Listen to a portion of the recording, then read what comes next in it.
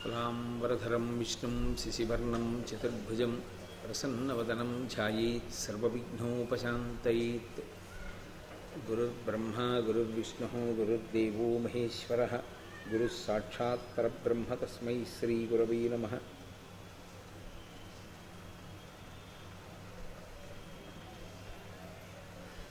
व्यासाय विष्णुरूपाय व्यासरूपाय विष्णवे नमो वै ब्रह्मनिधये वासिष्ठाय नमो नमः।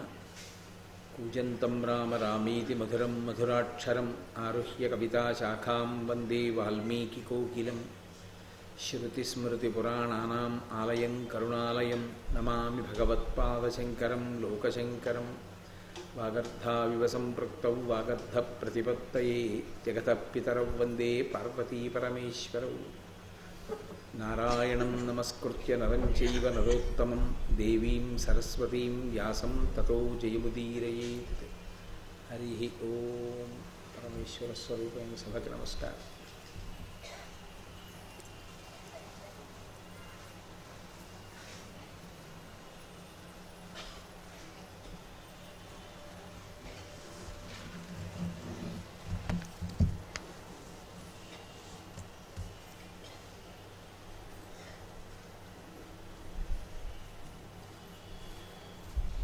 నేను మీతో మనవి చేసి ఉన్న శిథిలమైపోయినటువంటి ప్రాంగణమునందు నలదమయంతులిద్దరూ కూడా విశ్రాంతి తీసుకున్నారు.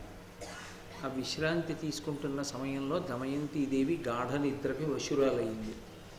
నలుడు దమయంతీదేవి పడుతున్నటువంటి కష్టాల్ని చూసి, ఈమె నాతో ఉండడం వల్ల ఇన్ని కష్టాలు పడుతోంది, ఈమెను నేను విడిచిపెట్టేస్తే ఈమె పుట్టినింటికి వెళ్ళిపోయి సుఖపడుతుంది అని ఒక ఆలోచన చేశాడు.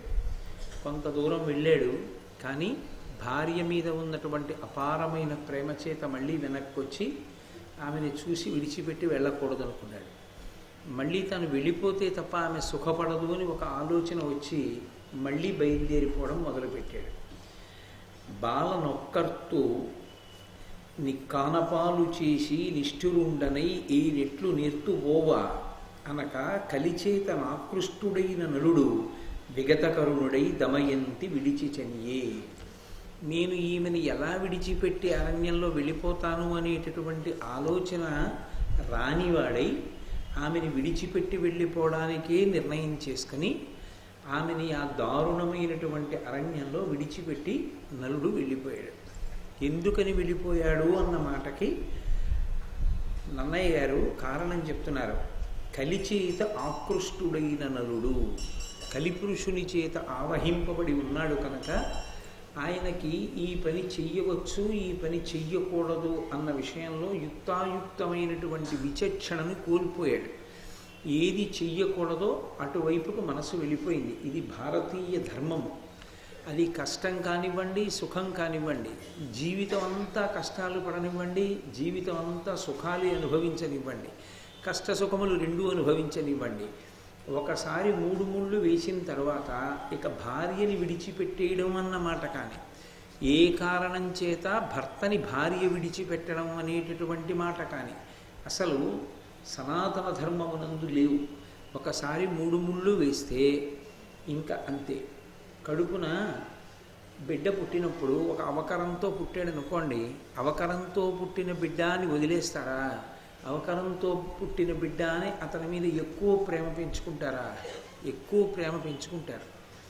అలా ఎక్కువ ప్రేమ పెంచుకుని ఆ బిడ్డలతోటే గడుపుతూ ఉంటారు.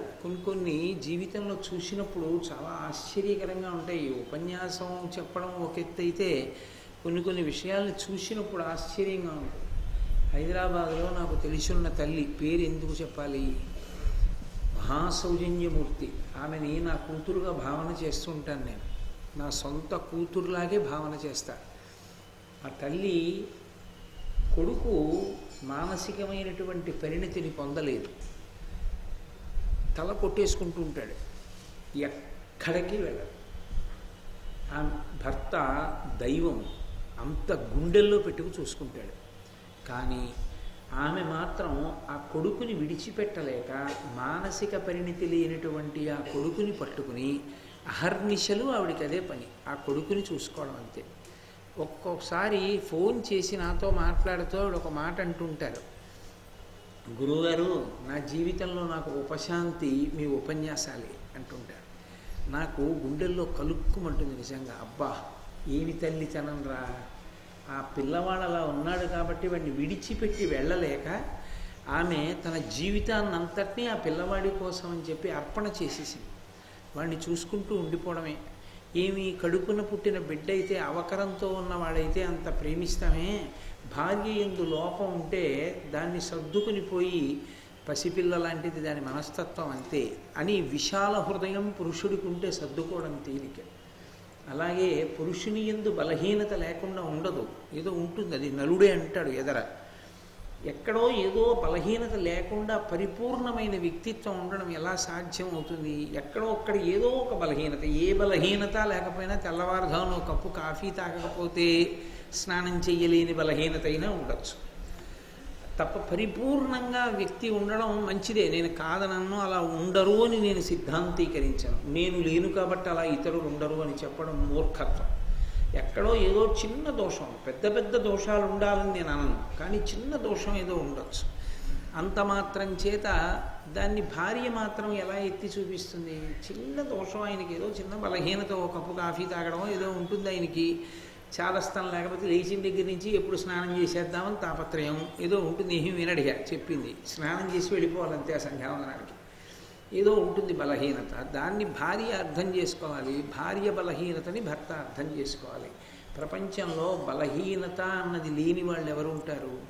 భార్యాభర్తల మధ్య అవగాహన లోపం ఉంటే భర్త ఎంతసేపు భార్య లోపాలు వెతికితే, భార్య ఎంతసేపు భర్త లోపాలు వెతికితే, ఇద్దరూ 10 మందిలోకి వచ్చినప్పుడు ఒకరి లోపాలు ఒకరు ఎత్తి చూపించుకుంటే ఆ దాంపత్యానికి అర్థం ఏముంది? ఇంకా అసలు ఆ దాంపత్యానికి అర్థం లేదు, ఓ పరమార్థం లేదు.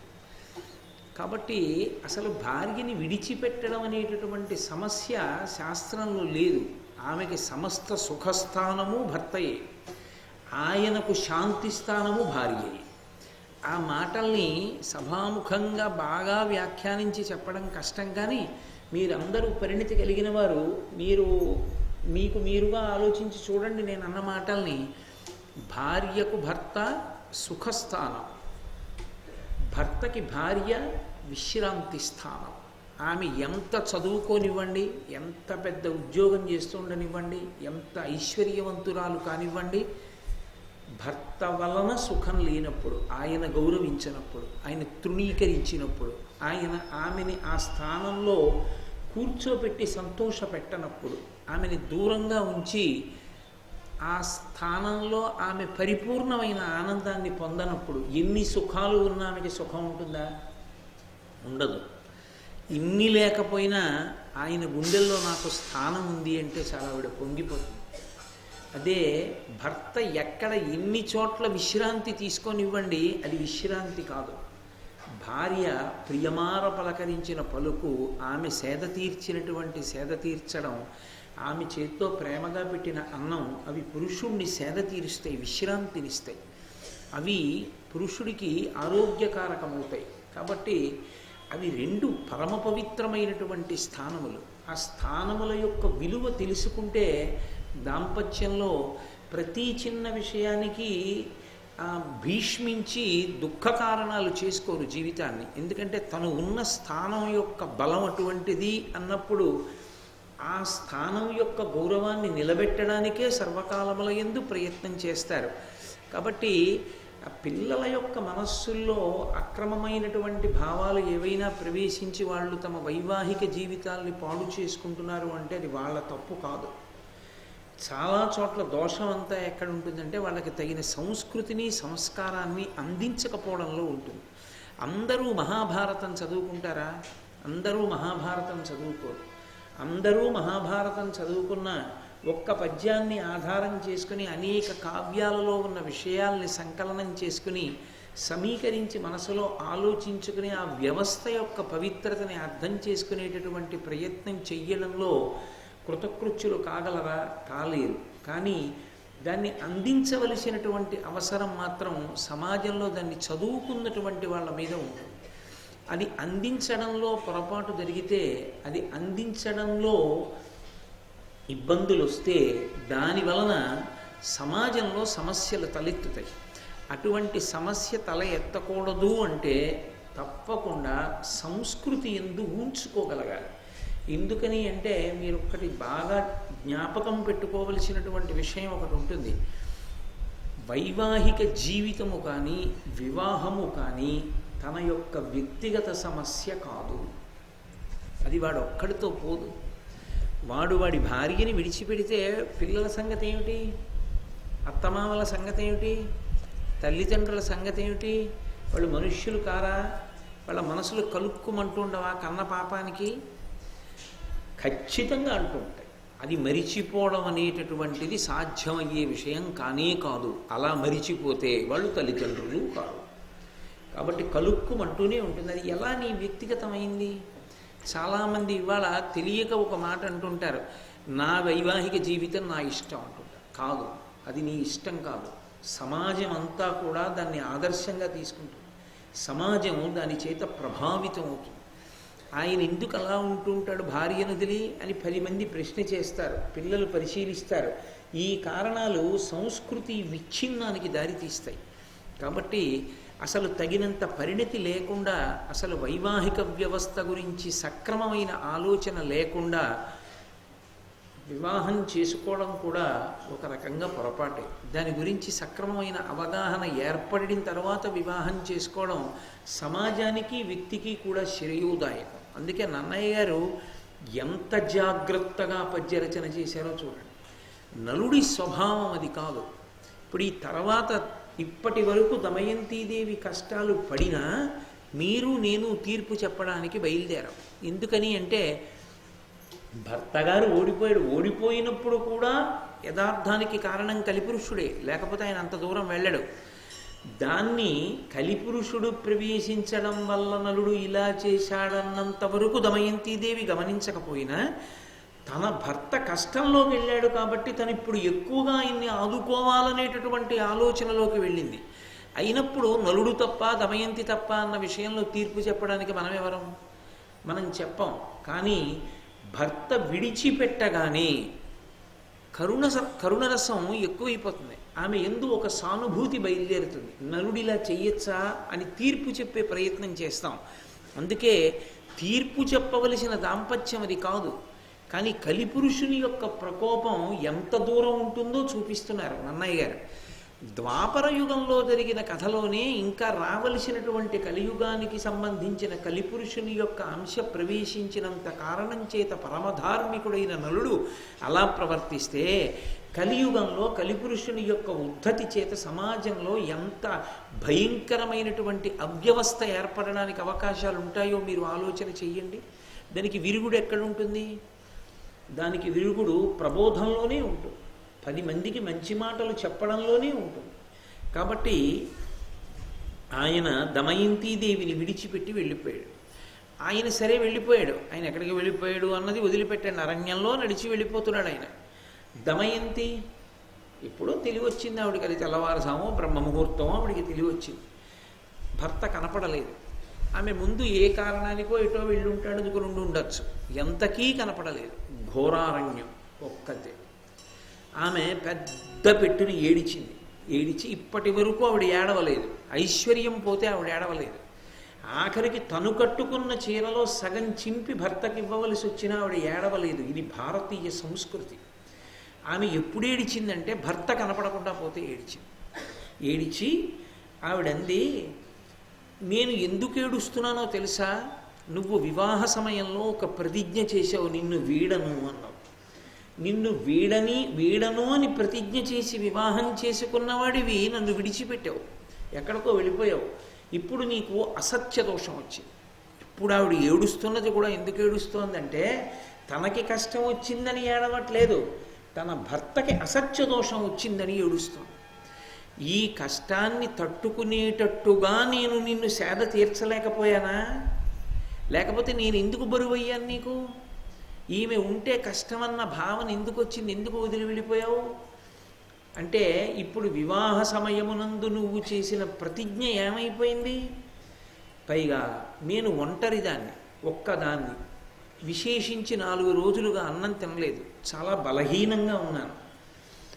ఇక్కడ గబగబా పరిగెత్తి నడిచి నిన్ను వెతకడానికి ఎక్కడ చూసినా ముళ్ళే, కాళ్ళ నిండా ముళ్ళు దిగిపోతున్నాయి, క్రూర జంతువుల యొక్క అరుపులు వినపడుతున్నాయి, ఎటు నడుద్దామన్నా పాములు తిరుగుతున్నాయి, నాథుడు తోడుగా లేడు, దానికి తోడు ఆకలి దప్పిక. ఇంతకు పూర్వం ఎప్పుడైనా అంతఃపురాన్ని విడిచిపెట్టి బయటికి రావడం అన్నది తెలిసున్నదాన్నా, తెలియని దాన్ని. నాకు ఈ కష్టాలు ఇతపూర్వం కూడా ఉన్నాయి. గత 4 రోజులుగా నాకు అనిపించలేదు కష్టంలా, ఇప్పుడు అనిపిస్తున్నాయి కష్టంగా. ఎందుకని? నువ్వు పక్కన లేవు. నువ్వు పక్కన లేకపోతే నాకు కష్టం తోచింది, నేను పక్కన లేకపోతే నీకు సుఖం ఎందుకు తోచింది? ఎక్కడుంది దోషం? అంటే నేను పొందిన భావన నువ్వు ఎందుకు పొందలేదు? అంటే నేను నీకు బరువయ్యానా? ప్రవర్తించవలసిన రీతిలో ప్రవర్తించలేదా? అది ఆమె ఏడుపులోని అంతరార్థం.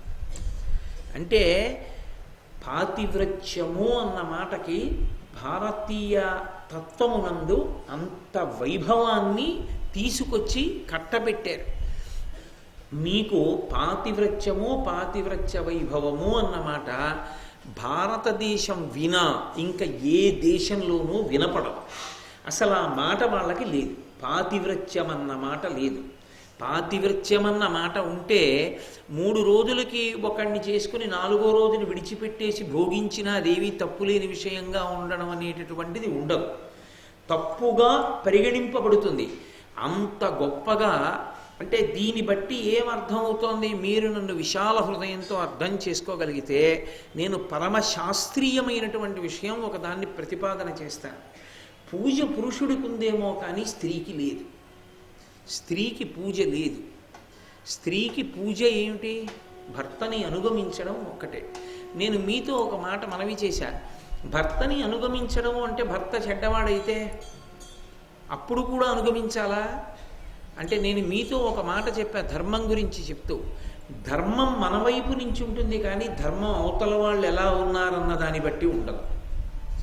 నేను నా కార్యాలయంలో ఉద్యోగిగా పనిచేసేటప్పుడు నా పై అధికారులు ఎలా పనిచేస్తున్నారని వాళ్ళ శీలాన్ని నేను బాగా తరచి చూసి దాన్ని బట్టి నేను పనిచేయకూడదు. ఉద్యోగిగా నా కర్తవ్యాన్ని నేను నిర్వహించాలి. మా నాన్నగారు నన్ను దెబ్బలాడచ్చు, అయినా పుత్రధర్మంగా నా కొడుగ్గా నేను ఆయన్ని గౌరవిస్తూనే ఉండాలి. ఆయన నా తప్పు ఎత్తి చూపించచ్చు. మా నాన్నగారిలో ఏదైనా తప్పు నాకు తెలిసున్నా నేను ఎత్తి చూపించకూడదు. అది పుత్రుడిగా నాకు అధికారం కాదు. ధర్మము అన్న మాటని జాగ్రత్తగా అర్థం చేసుకోవాలి. పాతివ్రత్యము అంటే పతిని అనుగమించుట. దాని చేత ఏమవుతుందంటే 1,000,000 జన్మలు తపస్సు చేసినటువంటి పురుషుడు ఏ శక్తిని పొందుతాడో పతివ్రత అయిన స్త్రీ అదే శక్తిని పొందేస్తుంది. పురుషుడు ఎంతో తపస్సు చేస్తే వాడి వాక్కు సత్యమవుతుంది. వాడు మాట అంటే ఆ మాట సత్యమైపోతుంది. కేవల పాతివ్రత్యము చేత ఆడదాని మాట కూడా అంతే మహాతపస్విని అవుతుంది. ఆవిడ నోట ఒక మాట అంటే అది జరిగిపోతుంది అంతే. కాబట్టి దమయంతీదేవి నలుండి తెప్పి పొడుస్తోంది అని అర్థం చేసుకోమన్నది భారతంలో నన్నయ్య గారి హృదయం కాదు. దమయంతీదేవి యొక్క పాతివ్రత్యాన్ని అర్థం చేసుకోమని ఆయన హృదయం. ఎందుచేత అంటే మీరు చూడండి, అమ్మ, నాన్న, బాబు, నా చిట్టి, నా కన్నా అని పిలిచి ముద్దు చేసి బుజ్జగించినప్పుడు మీ మాట వినడం గొప్ప కాదు. మీరు నిష్కారణ కోపంతో ఇలా వేలు చూపించి బుద్ధుందా లేదా నీకు అన్నారనుకోండి, అప్పుడు కూడా ఎంతో ప్రేమగా ఒక్క మాట అనకుండా సంతోషంగా వచ్చి మిమ్మల్ని అనుగమించారనుకోండి, అది ప్రేమకి పరాకాష్ట కాదు. బతిమాలినంతసేపు ముద్దు ముద్దుగా చూసినంతసేపు సంతోషంగా ఉండి కొంచెం కోపగించేటప్పటికి వైముఖ్యాన్ని ప్రదర్శించి 1 గంట సేపు మాట్లాడలేదనుకోండి, అప్పుడు అది పరిపూర్ణత ఎలా అవుతుంది? అది అవదు. అది పురుషుడా స్త్రీయా నేను చెప్పట్లేదు, ఎవరైనా కూడా. ఇప్పుడు అవతల వారిని నేను చాలా బాగా అర్థం చేసుకోవడము అన్న మాటకు అర్థం ఏమిటి? వాళ్ళ బలహీనతని నేను కప్పుకు రాగలగడం కాదు. వాళ్ళకు బలహీనత ఉంటే నేను దాన్ని కప్పగలగాలి. వాళ్ళు ఏదో తొందరపడి మాట్లాడారనుకోండి, నేను క్షమించగలగాలి. అలా క్షమించలేకపోయాను అనుకోండి, ఇంకసలు ఆ ప్రేమకు అర్థం ఎక్కడుంది? అది ప్రేమే కాదు, అది అర్థం లేదు. ఇంకా అది దాంపత్యంలోకే వస్తే ఇంకంతకన్నా వ్యాపారాత్మకమైన దాంపత్యం ఇంకోటి లేదు. వాళ్ళిద్దరూ సంతోషంగా ఉండాలంటే ఎవరికి ఏ కోపం ఉన్నా నా బుజ్జి నాకన్నా అనే అనుకోవాలి. ఎవరి మీద కోపం కూడా పడకూడదు. ఎవరిని కారణం లేకుండా మాట్లాడకూడదు. కారణం ఉంటేనే మాట్లాడాలి. అంటే కారణం ఉంటే తగినంత కారణం చూపించగలనంటే కోపగించాలంటే అదో వ్యాపార సంస్థ కార్యాలయమో అయి ఉండాలి. ఎందుకండి కోపగించారంటే ఇదిగో ఈ కారణం ఉంది కాబట్టి నీకు మెమో ఇస్తున్నాను అన్నట్టు. ఈ కారణం ఉంటే కోపగించాలంటే ఇంకా సంసారం ఎందుకు అవుతుంది? కాబట్టి దమయంతీదేవి యొక్క జీవితంలో ఆమె యొక్క పాతివ్రత్య బలం ఎటువంటిదో ఆవిష్కరిస్తున్నారు. ఆ తల్లి ఇంత ఏడుస్తూ ఆ నలమహారాజు గారిని వెతుక్కుంటోంది, భర్తని. వెతుక్కుంటున్న సమయంలో అకస్మాత్తుగా ఒక కొండ చిలువ వచ్చి పట్టేసుకున్నాడు. పట్టుకుని ఆవిడ్ని మింగేస్తుంటే ఆవిడంది, ఇంకనైనా నన్ను ఏల ఆలింపవు నాకు శరణమగుము నాథా అనుచు అరచచున్న దాని ఆక్రందన ధ్వని వినుచు ఒక్క ఎరుకు వేగ వచ్చి. ఆమె అప్పుడు ఏమందంటే, ఇప్పటిదాకా నేను నిన్ను వెతుకుతున్నాను, ఇప్పుడు ఇక నేను వెతకలేను. ఇప్పటిదాకా నాకు ఎంతో అంతో ఓపిక ఉంది కాబట్టి నన్ను నేను రక్షించుకున్నాను. ఇప్పుడు కొండ చిలవతో యుద్ధం చేసి రక్షించుకోగలిగిన శక్తి నాకు లేదు కాబట్టి నేను శరణాగతి చేస్తున్నాను. ఎవరిని? భర్తని. కాబట్టి శరణాగతి అన్న మాటకు అర్థం ఏంటి? ఒకవేళ నేను ఏదైనా దుడుకు పని చేసి ఉన్న కారణం చేత మీరు నా నుంచి దూరమైనా మీరే నాకు రక్షకులని భావన చేస్తున్నాను కనుక నా రక్షణ యందు నేను ఏ ఉపాయమును అనుష్ఠించలేను కనుక మీరు ఇప్పుడు వచ్చి రక్షించండి కనీసం. అయ్యో బాబోయ్, అసలు ఇంకా అంత తీవ్రంగా అటువంటప్పుడు కొండ చిలవ పట్టుకున్నప్పుడు కూడా మాట్లాడాలంటే ఆవిడిది గుండె కాదు, అదొక అమృత భాండం అంతే అని. అంటే ఎక్కడున్నాడు నలుడు? ఎక్కడికో వెళ్ళిపోయాడు ఆయన. ఈవిడ అరుపులు ఎవరికి వినపడ్డాయంటే ఒక ఎరుకవానికి వినపడ్డాయి. అతను గబగబా వచ్చి తన చేతిలో ఉన్న చురకత్తి చేత ఆ కొండ చిలవని ముక్కలుగా తరిగించాడు. కొండ చిలవ పడిపోయింది. ఆవిడ కొండ చిలవ నుండి విముక్తురాలైంది. అతను వెళ్ళాడు, ఆ ఒంటి నిండా నిత్తురు అంటుకుంది, ఏట్లో స్నానం చేశాడు. అరణ్యంలో దొరికేటటువంటి మంచి ఫలాలు, దుంపలు, తేనె మొదలైనవి ఆకులు తెచ్చి అక్కడ పెట్టాడు. ఆమె ఆ పళ్ళు అవి తింది. ఆమె తిన్న తరువాత అతను ఆమెని పరీక్షగా చూశాడు. ఆమెలో అందం ఆయన కంటపడింది. అప్పుడు కనబడగానే అతని మనసులో కలగకూడని కోరిక కలిగింది, కామ ప్రచోదనం అయి ఆయన నోటి వెంట ఏ మాట రాకూడదో అటువంటి మాట వచ్చి అంత మహాపతివ్రత అయినటువంటి దమయంతీదేవితో కూడడానికి ఆయన సంకల్పం చేశాడు. అంతకన్నా ఇంకా సభాముఖంగా చెప్పవలసిన అవసరాలు ఉండవు, అర్థం చేసుకోవచ్చు. అగ్నిశిఖయుబోలే అంటను డాయను చూడరాని ఎట్టి శుభచరిత్ర ఎరుకలేని కరకుటెరుక అపేక్షించగా తనకు ఆయు అల్పమైన. ఎటువంటి తల్లిని అపేక్షించాడు? అగ్నిశిఖయు పోలే అంటను డాయను చూడరాని ఎట్టి శుభచరిత్ర. ఆమె అగ్నిశిఖని నోట్లో పెట్టుకుంటావా? అగ్నిశిఖని కౌగిలించుకుంటావా? మూట కట్టుకుంటావా? అగ్నిశిఖ ముట్టుకోవడానికి లేకపోతే దాన్ని దాచుకోవడానికి పనికొచ్చేది కాదు. అది కాల్చేస్తుంది. ఎంత గొప్ప ఉపమానం వేశారో చూడండి. అది అగ్నిశిఖ అని తెలియక ఎరుకలేని కరకుటెరుక అపేక్షించగా, ఆ విషయం తెలియనటువంటి ఒక ఎరుక ఆమెని అపేక్షించాడు. తనకు ఆయు అల్పమైన తన ఆయుర్దాయం క్షీణించిపోయింది కాబట్టి అటువంటి ఆలోచన వచ్చింది అన్నారు. ఇందులో ఒక గొప్ప ఆర్షోక్తి దాచబడింది. పురుషుడికి అర్ధంతరంగా ఆయుర్దాయం పూర్తయిపోతుంది అని గుర్తు ఏమిటంటే పరస్త్రీ సంగమునందు అనురక్తి కలగడం. పరస్త్రీ సంగదోషేణ బహవో మరణంగతాః.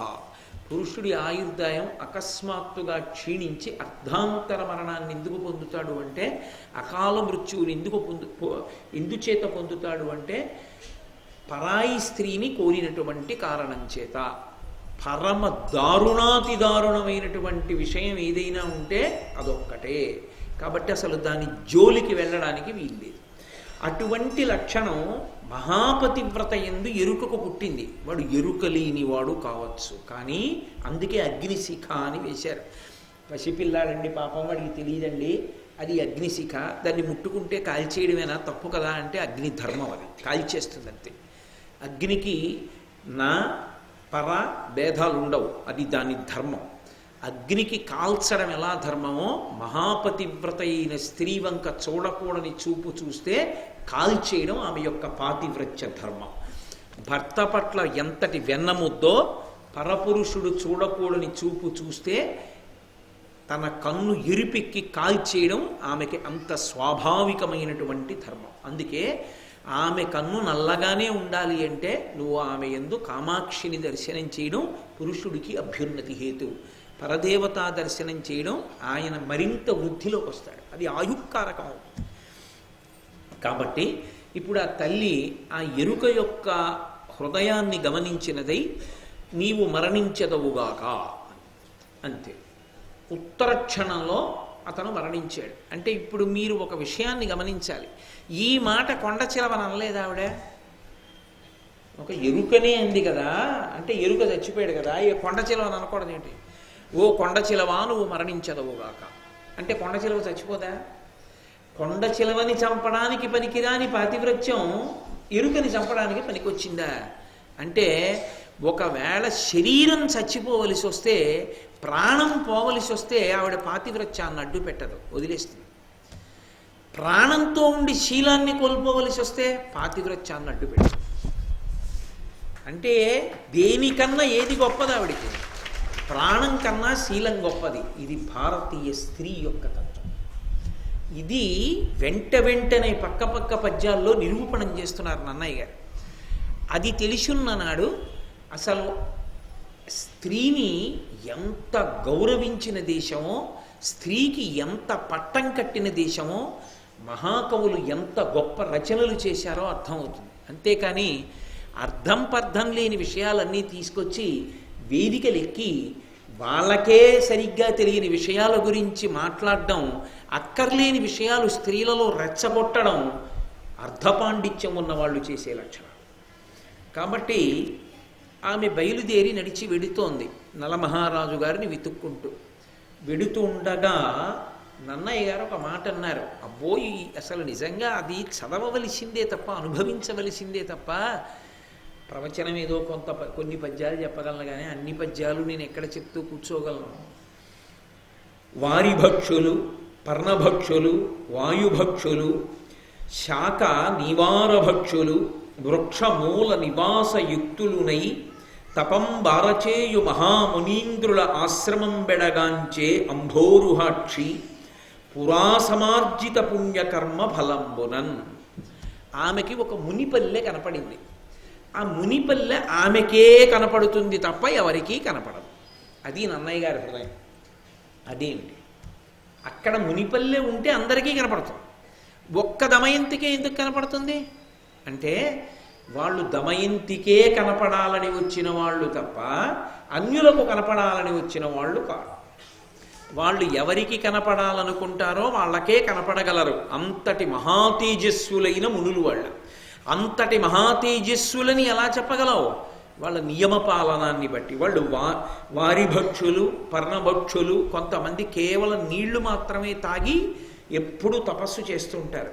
కొంతమంది పర్ణభక్షులు, వాళ్ళు ఆకులు మాత్రమే తింటారు. కొంతమంది గాలి మాత్రమే తింటారు. కొంతమంది ఆకులు మాత్రమే తింటారు. కొంతమంది ఎప్పుడు చెట్టు యొక్క మూలాన్ని ఆశ్రయించి ఉండి తపస్సు చేస్తుంటారు. అసలు వాళ్ళు ఏమీ తినరు. అలా నిలబడగలరా? వాళ్ళకి అది సాధ్యమైంది. కొంతమందికి కొన్ని సాధ్యం అవుతాయి. మీరు చూడండి, మీకు సాధ్యం కాలేదని ఇంకోటికి సాధ్యం కాలేదనుకోవడం. ఒక్కొక్కడు పడుకుని పొట్టమించి 500 మోటార్ సైకిళ్ళు ఎక్కించుకుంటాడు, వాడికి అది సాధ్యమైంది. పేపర్లో వేస్తేను, టీవీలో చూపిస్తేను, నువ్వు చూస్తేను నమ్ముతావు, వాడు ఎక్కించుకున్నాడండి అని వాడికి సన్మానం చేస్తావు. ఒక మునిపల్లె అలా తపస్సు చేయగలిగిన వాళ్ళు ఉన్నారు అంటే నువ్వు చూడలేదు కాబట్టి ఉండరు అంటే అంతకన్నా అన్యాయమైన విషయం లోకల్లో ఇంకోటి లేదు. అదే నిజమైతే ఈ భూమి తిరుగుతోంది అన్నది కూడా నీకు తెలియదు. భూమి తిరగడం నువ్వు చూసావా ఎప్పుడైనా? మరి నువ్వు చూడకపోయినా భూమి తిరుగుతోందిగా. మరి భూమి తిరుగుతున్నది నీకు కనపడకపోయినా నువ్వు అంగీకరించినప్పుడు మహా తేజస్సులైనటువంటి వారు తాము కనపడాలనుకున్న వాళ్ళకి కనపడతారని అన్నయ్య గారు చెప్తే నువ్వు నమ్మాలి. నేను నమ్మానంటే నీ మూర్ఖత్వం. దానికి పరిష్కారం లేదు ఇంకా. కాబట్టి వాళ్ళు శాఖ నివారభక్షులు వృక్షమూల నివాసయుక్తులునై తపం బారచేయు మహామునీంద్రుల ఆశ్రమం బెడగాంచే అంభోరుహాక్షి. తామర రీకుల వంటి కన్నులు కలిగినటువంటి దమయంతీదేవికి ఆ మునిపల్లె కనపడింది. ఆమె వెంటనే ఆ మునులను చూడగానే తపశ్శక్తి కలిగినటువంటి వాళ్ళు కనుక భవిష్యద్వార్తలు చెప్తారు, ఏం జరుగుతుంది అన్నది చెప్తారు. కాబట్టి ఆమెకేం కావాలి ఇప్పుడు? ఆమె ఆరాటం ఏమిటి? నలుడు ఎక్కడున్నాడు అదొక్కటే ఆవిడ ఆరాటం. ఆమె పరుగు పరుగున వెళ్ళి ఆవిడ అడిగిన మాట ఏమిటో తెలుసా? నలమహారాజు గారు ఇలా వెడుతూ మీకేమైనా వచ్చే పాదాలకు నమస్కరించి వెళ్ళారా అని అడిగింది. మా ఆయన్ని చూశారా అని ఆవిడ అనలేదు. తపస్సు చేసుకుంటున్న వాళ్ళకి అదే పని, ఎవడు వెళ్ళిపోతున్నాడో ఎవడు వస్తున్నాడో చూడడం. వాళ్ళు చూడరు. వాళ్ళు ఎందుకు చూడాలి? తన భర్త వాళ్ళు మునులు అని వెళ్ళి నమస్కారం చేస్తే వాళ్ళు కళ్ళు విప్పి చూడాలి.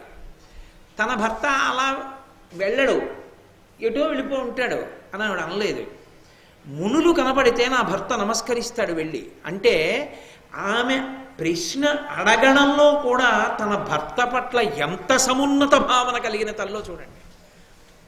ఒక ఆడదాని మాట బట్టి ఆమె సంస్కారం తెలిసిపోతుంది, ఒక పురుషుడి మాట బట్టి వాడి సంస్కారం తెలిసిపోతుంది. ఆమె మునులతో మాట్లాడుతూ నలుడెక్కడా అని అడగలేదు.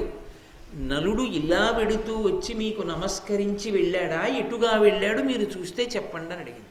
వాళ్ళు నవ్వి అన్నారు, నలుడిటు రాలేదు అని. ఒక్కసారి కళ్ళు మూసుకుని తెరిచి వాళ్ళు అన్నారు, అమ్మా త్వరలోనే నువ్వు నలమహారాజు గారి యొక్క సమాగమాన్ని పొందుతావు. మళ్ళీ పూర్వం ఏ రాజ్యాన్ని పరిపాలించారో ఆ రాజ్యాన్ని మీరు సంతోషంగా ఇద్దరూ కలిసి అనుభవిస్తారు. సమస్త సుఖములను సమస్త సంపదలను అనుభవిస్తావు. తల్లి నువ్వు బెంగ పెట్టుకోకు అని వాళ్ళు ఆ తల్లితో అనగానే, అది మునివాక్కు, సామాన్యుడి వాక్కు కాదు. కాబట్టి ఆమెకి ఊరట లభించింది. ఎందుకు లభించాలి? ఎందుకు రావాలి ఇప్పుడు మునులలా? ఆమెకే కనపడేటట్టు ఎందుకు రావాలి ఆ మునిపల్లె అంటే, నలుడు కనపడని నాడు ఆమెకి జీవితం మీద అనురక్తి లేదు. ఆమె తింటుంది తాగుతుంది అన్న ఆశ లేదు. ఆమె అలా లేకపోతే ఆమె శరీరం పడిపోతుంది. శరీరానికి ఓ ధర్మం ఉంది, పెడితే బతుకుతుంది, నీళ్లు పోస్తే బతుకుతుంది. ఆహారం పెట్టి నీళ్లు పోయకపోతే అది బతకదు. దాని అవసరాలు అది అడుగుతుంది, దానికి పెట్టాలి. ఆకలేస్తోంది అంటుంది, అన్నం పెడితే ఊరుకుంటుంది, లేకపోతే అదేం ఊరుకోదు, శోషిస్తుంది. అప్పటికి 5 రోజులైంది. ఆవిడ శరీరం పడిపోతే, మహాపతివ్రత శరీరం పడిపోకుండా రక్షించడం పరమేశ్వరుడు యొక్క ధర్మం. ఆయన ఎవరు చెప్తే ఆవిడ సమాశ్వాసిస్తుందో నమ్ముతుందో వాళ్ళని పంపాడు. అందుకే ఎవరికీ అవసరం లేదు ఆ మునిపల్లె కనపడడం, ఆవిడ కొరకు వచ్చారు, అందుకే ఆవిడికే కనపడింది. వాళ్ళు ఈ మాట చెప్పగానే ఆవిడ చాలా సంతోషించింది. అంటే ఇప్పుడు ఆవిడికి బ్రతుకు మీద ఆశ అంకురించింది.